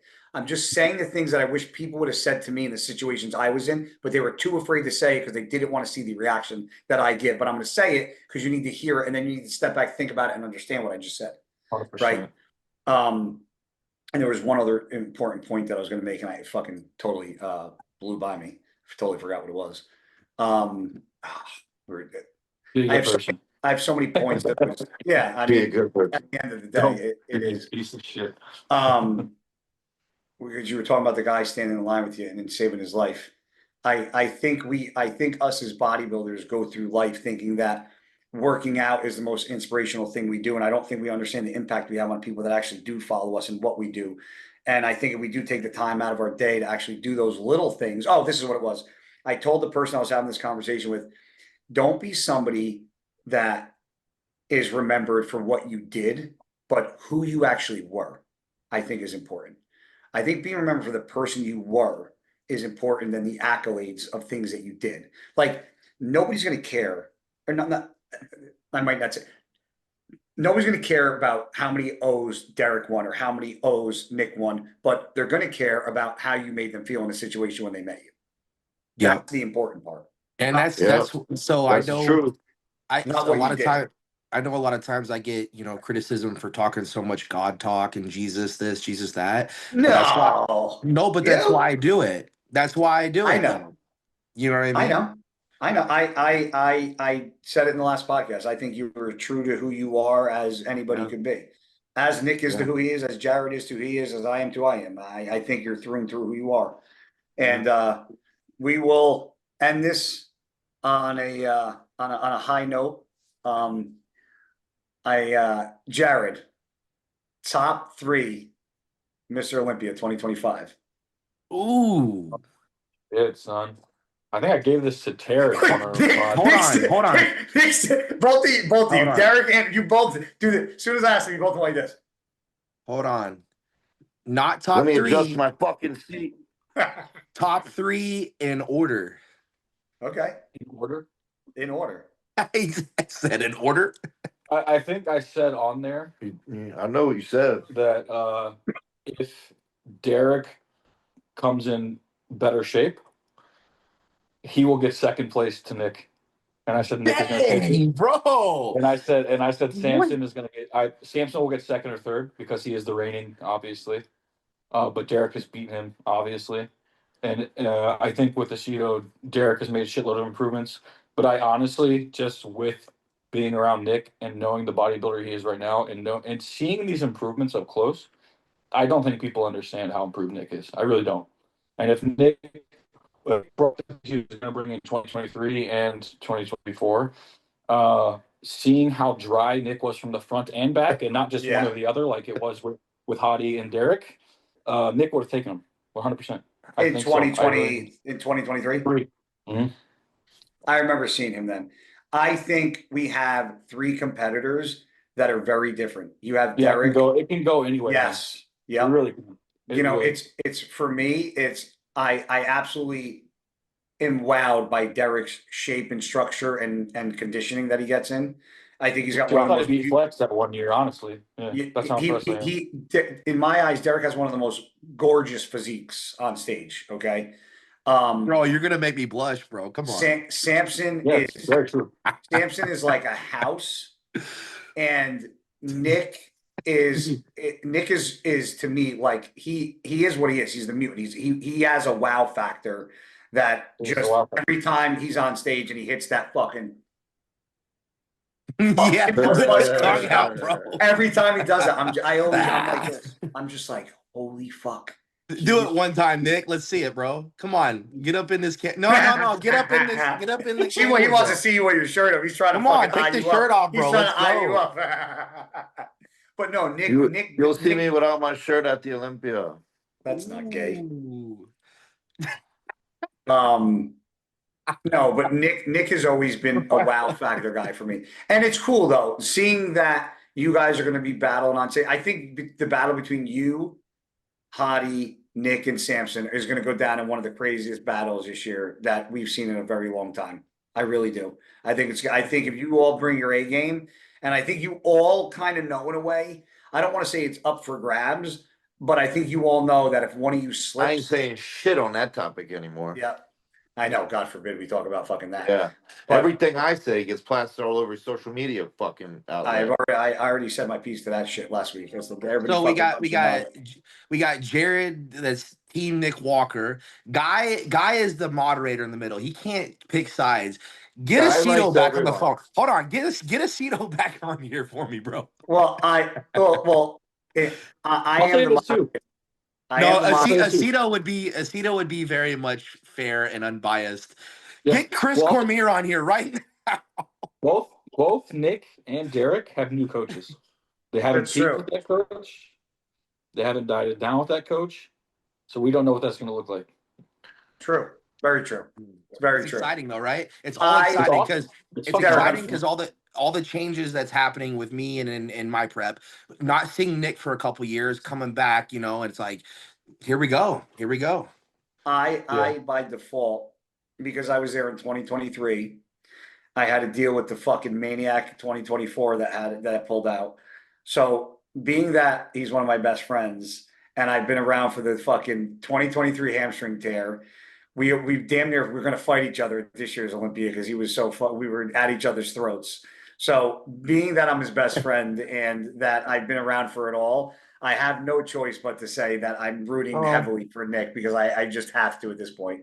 Because Bro, you know, Derek, selfishly, you've already have one. So I need my boy to get one so he can at least say he did it and I don't have to fucking listen to it anymore. You know, I knew something was up when I came onto this the second time. I already knew it. I knew it. I think it makes. I think 2025 makes sense because it makes 2026 insanely exciting. Yes. Four And guys who missed their Olympia titles. Like holy shit. and the great part about it is Nick for me has been talking about getting on that stage for the past almost 3 years, and I think he is due for redemption. And I also think Nick, Derek, and Samson all have the ability to win multiple. Now, I do think that out of those three names, some of those guys have more of a potential to win the Olympia more times than the other. I'm not going to say which names Derek and because of the same reason of Nick. But Derek, it's okay. I'll say it. If we're on the podcast, just blink twice. No, I think Samson has the ability to win multiple. I think Samson had. This is going to sound bad, however, say it. Samson was my dark horse from Jump Street, and I said it. But I think Samson, if all things considered equal, has more gaps to fill in than you other three, if that makes sense. Does that make you know what I'm saying? Yeah. Like his Me, back Derek, and double. Hadi, we're very different, but very similar. You couldn't have said it better. Absolutely right. You guys are. Samson is in a bad spot because he's the odd man out. He's taller. He's fucking was 330 fucking pounds. He's a mass monster. He has good shape, not great.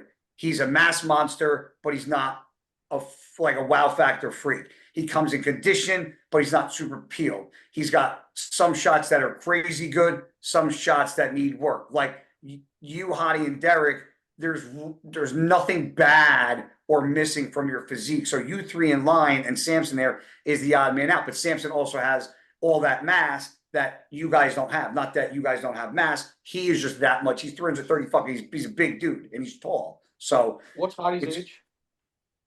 Hadi's 30. 37, 38.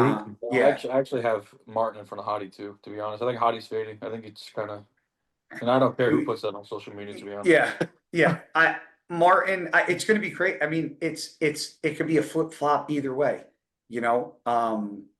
I think it's going to be interesting, and I think you made that comment more so because there's parts of Hadi's body that when you get older, you start to lose certain things, and we saw it 2 years in a row. So I'm with you there.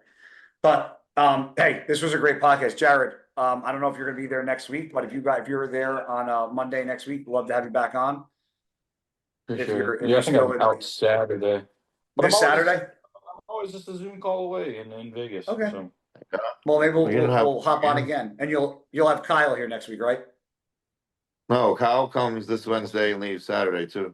Oh, okay. So you don't. Yeah, they'll be here at the same time, pretty much. Maybe we could do one with all three of them, like all three of you guys. That's fine. Before you leave. All right, maybe we'll do that. All right. Well, listen, I appreciate your time. You guys are awesome. And listen, for anybody watching this episode, definitely go check out the RP Hypertrophy app. It is absolutely something that I will absolutely stand behind. If you guys know me, you've seen me, I posted about it. I've used it. It is absolutely worthwhile. Nick uses it.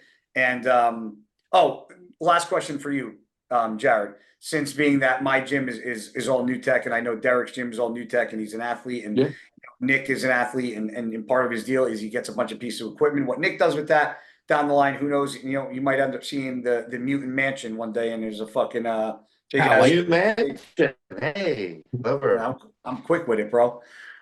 What's your favorite equipment brand that you like using? Last question, and I'll let you go. Because for me, because they all have their own perks. Atlantis, New Tech, and Prime. okay. So, Yeah. and so when people ask me, the way I answer it is I do obviously say New Tech, and I say, because out of all the brands I tried, it's the only brand where everything that I've used, I've never pointed at something in New Tech and said, I don't like that. I've never I just do that. I just do it with their leg stuff. Unfortunately, you don't like their leg stuff? What do you like? their hack is pretty bad. Really? That's Really? what I have use. their, which one? I have their True half squat hack pretty and their normal one. That true Yeah, squat. the normal hack. Let me ask you a question. What version? Because even like their leg extension, they Yeah, just trained a lot of their stuff. The Entorcher line. Okay. Yeah, I see their V squat. I just used the other day. I'm fucking obsessed with it. You just don't like how it feels. I love that hack press. The hack press where you sit in it. The half hack, the Yeah. little hack. I do Oh, my I love split that. squats on that. I love that. Yeah, I'd say that's The one shocking that's because like I get. The one that's like a linear hack squat? Like you sit in it and you just like, I don't know. Yeah, It's like a hack. I was talking about Yeah, this. yeah, yeah. I was talking about this. Yeah, I one. don't mind that one either. Decent. You Is like this the one prime you're talking about? What? The prime one? Atlantis hack squat. Atlantis hack squat's the top dog. This is the one you don't Atlantis hack like? squat is the most important one. Yeah, the drop squat. Yeah, I don't like that thing. Yo, That I one love makes that my one. What are you knees talking hurt. about? Yeah, sitting back in a squat's just kind of like the silliest thing possible to begin with. So just, Dude, I don't You know, know, so- man. It so gets that to my one- quads. And then you talking about this? This hat. This is what I was talking about. This half hack. Yeah, I yeah, love that's that. decent. Yeah, this thing's awesome. Yeah, they bad. That's what you're talking about, Derek. Yeah, yeah. But I like the drop squat too. I'll be honest. I love that thing. It burns up my quads. I'm shocked to hear the leg stuff because I have more people compliment me in Yeah. my gym about the leg stuff than any other pieces there, which is I'm just shocked. Well, the lying hamstring curl they have is fucking money. That one's good. Yeah, The Yeah. resistance profile on that thing is perfect. Yeah, that one's they good. they need to make a seated, which I've been on them about because I don't have a Facts. seated in my gym, and I've been begging them to make a fucking seated. Yeah, the Um, leg press is unfortunately very poorly built too. Their leg, Yeah. which one? Leg press. The Entorcher I leg don't press. mind their New leg Tech. press. I don't. Is Yeah. it? Do they just have one or they have two? There's one. I think I only have one. It's one. Okay. I know they're coming out with a Dude, bunch but- of new stuff this but- year. Yes. But straight up, New Tech is. I will endorse New Tech till the end of the time. Like New Tech is That's one of awesome. the only. It's one of the only companies where you will not feel your fucking joints on those machines. Yeah. It will be all Right. tension to the target muscle. It's a fucking amazing. Their back stuff's Yeah. amazing. Even the leg pieces I do like, I love. And they really did nail kind of resistance profiles and matching strength curves of muscles with those machines. So it's Well, that badass, owner, the engineer, Mr. Byung. Oh, he's great. Yeah, I love him. And you know what? He's so passionate about what he does that it shows in his craft and his work, which is amazing. Yeah. And that's another reason I like Atlantis, because the owner is this exact I same. met him. He walks around Yeah. and he just goes, "What can I change about this machine?" And Atlantis he's is like, Atlantis is What up about him in there. Texas? It's good. Yeah. "Oh, you met Joseph? That's the sales guy." Oh yeah. Is that who that was? Yeah. He was cool. Yeah. Yeah, and everybody watching that is looking for equipment, if you're looking for new tech stuff or any other brand, you guys can always go Pure Muscle Athletics. You guys know that Dorian Hamilton has a distro company. You guys can always reach out to him. Tell him I sent you if you guys are looking for equipment. So until next time, I appreciate you guys. You got the Mutant, actually you got a few Mutants on here, and you only got one mouth because you guys are No, substantially no, bigger no, than me. no, So no. there's only, let me There's guess, no there's only one mutant. Mutant. No, Yeah, no, I no. know. Every time. There's one mutant and a Shreddy Krueger right here, bro. The Shreddy fuck did you Krueger. just say? Shreddy Krueger. This is what I'm talking about. Bad shit talking. Bro, I'm a dad, dude. Come on. Dad jokes. I'm gonna mess you up, Buster. Buckaroo. Watch where you're stepping. Nick goes, before you went on, he went, Derek's just not that good at shit talking. You come on and you end it with Shreddy Krueger, and he goes, that's what I'm talking about. You see what I'm saying, bro? I'm Shreddy Krueger. Amazing. Shreddy Krueger, bro. Come on. I said in my YouTube the other day, I said, You said that? I'll ask you guys. I said, if you had to guess, what is my middle name? And then what I did is I pointed to my quads. I said, Doug out. Oh my God. God, that's your middle name. That is My some middle bad name is shit. Doug. You- Doug out. You're gonna You be now. didn't do forever. that. He's You gonna didn't be do forever. that. He's gonna be forever Bro. saved as Shreddy Doug Kruger in my Derek, phone. Ready, Doug Kruger, bro. Derek, you didn't do that. How disappointed Bro. Nick is. No, you didn't. Just wait till next time. I got more, brother. I got more. I don't want to have you on next time. I just want to see how bad it can keep getting, you know? It's getting pretty bad Look, right now. look, even guys still laugh. Derek's not cursing, and Nick is like, "The fuck you doing?" I'm just imagining Derek in high school as a wrestler. Like, are you ready, buckaroo? I'm gonna mess you up, son. The old ham. I'm gonna get you, old ham. Another guy wrestling him's like, Watch the out. fuck is? I'm like, the fuck are you saying, This is what you bro? do. I got you. I got you, bro. I'm gonna get you. I'm gonna pin you real hard. I'm gonna put you on your back and push real hard. Get ready. Come on, bro. Here we Oh go. my gosh, you guys are great. All right, well, Jared Feather, owner of RP Hypertrophy, him and Mike Israetel, two of the smartest men I know in bodybuilding. The Mutant himself, Nick Walker, getting ready for the Pittsburgh and New York Pro and 2023 Mr. Olympia, Derek Lunsford. We appreciate you guys stopping on for the Mutant in the Mouth podcast, and we will probably have you guys on again very soon. And Derek, might see you next week again. Sounds good. All right, guys, be good, and God bless. Assalamu alaikum.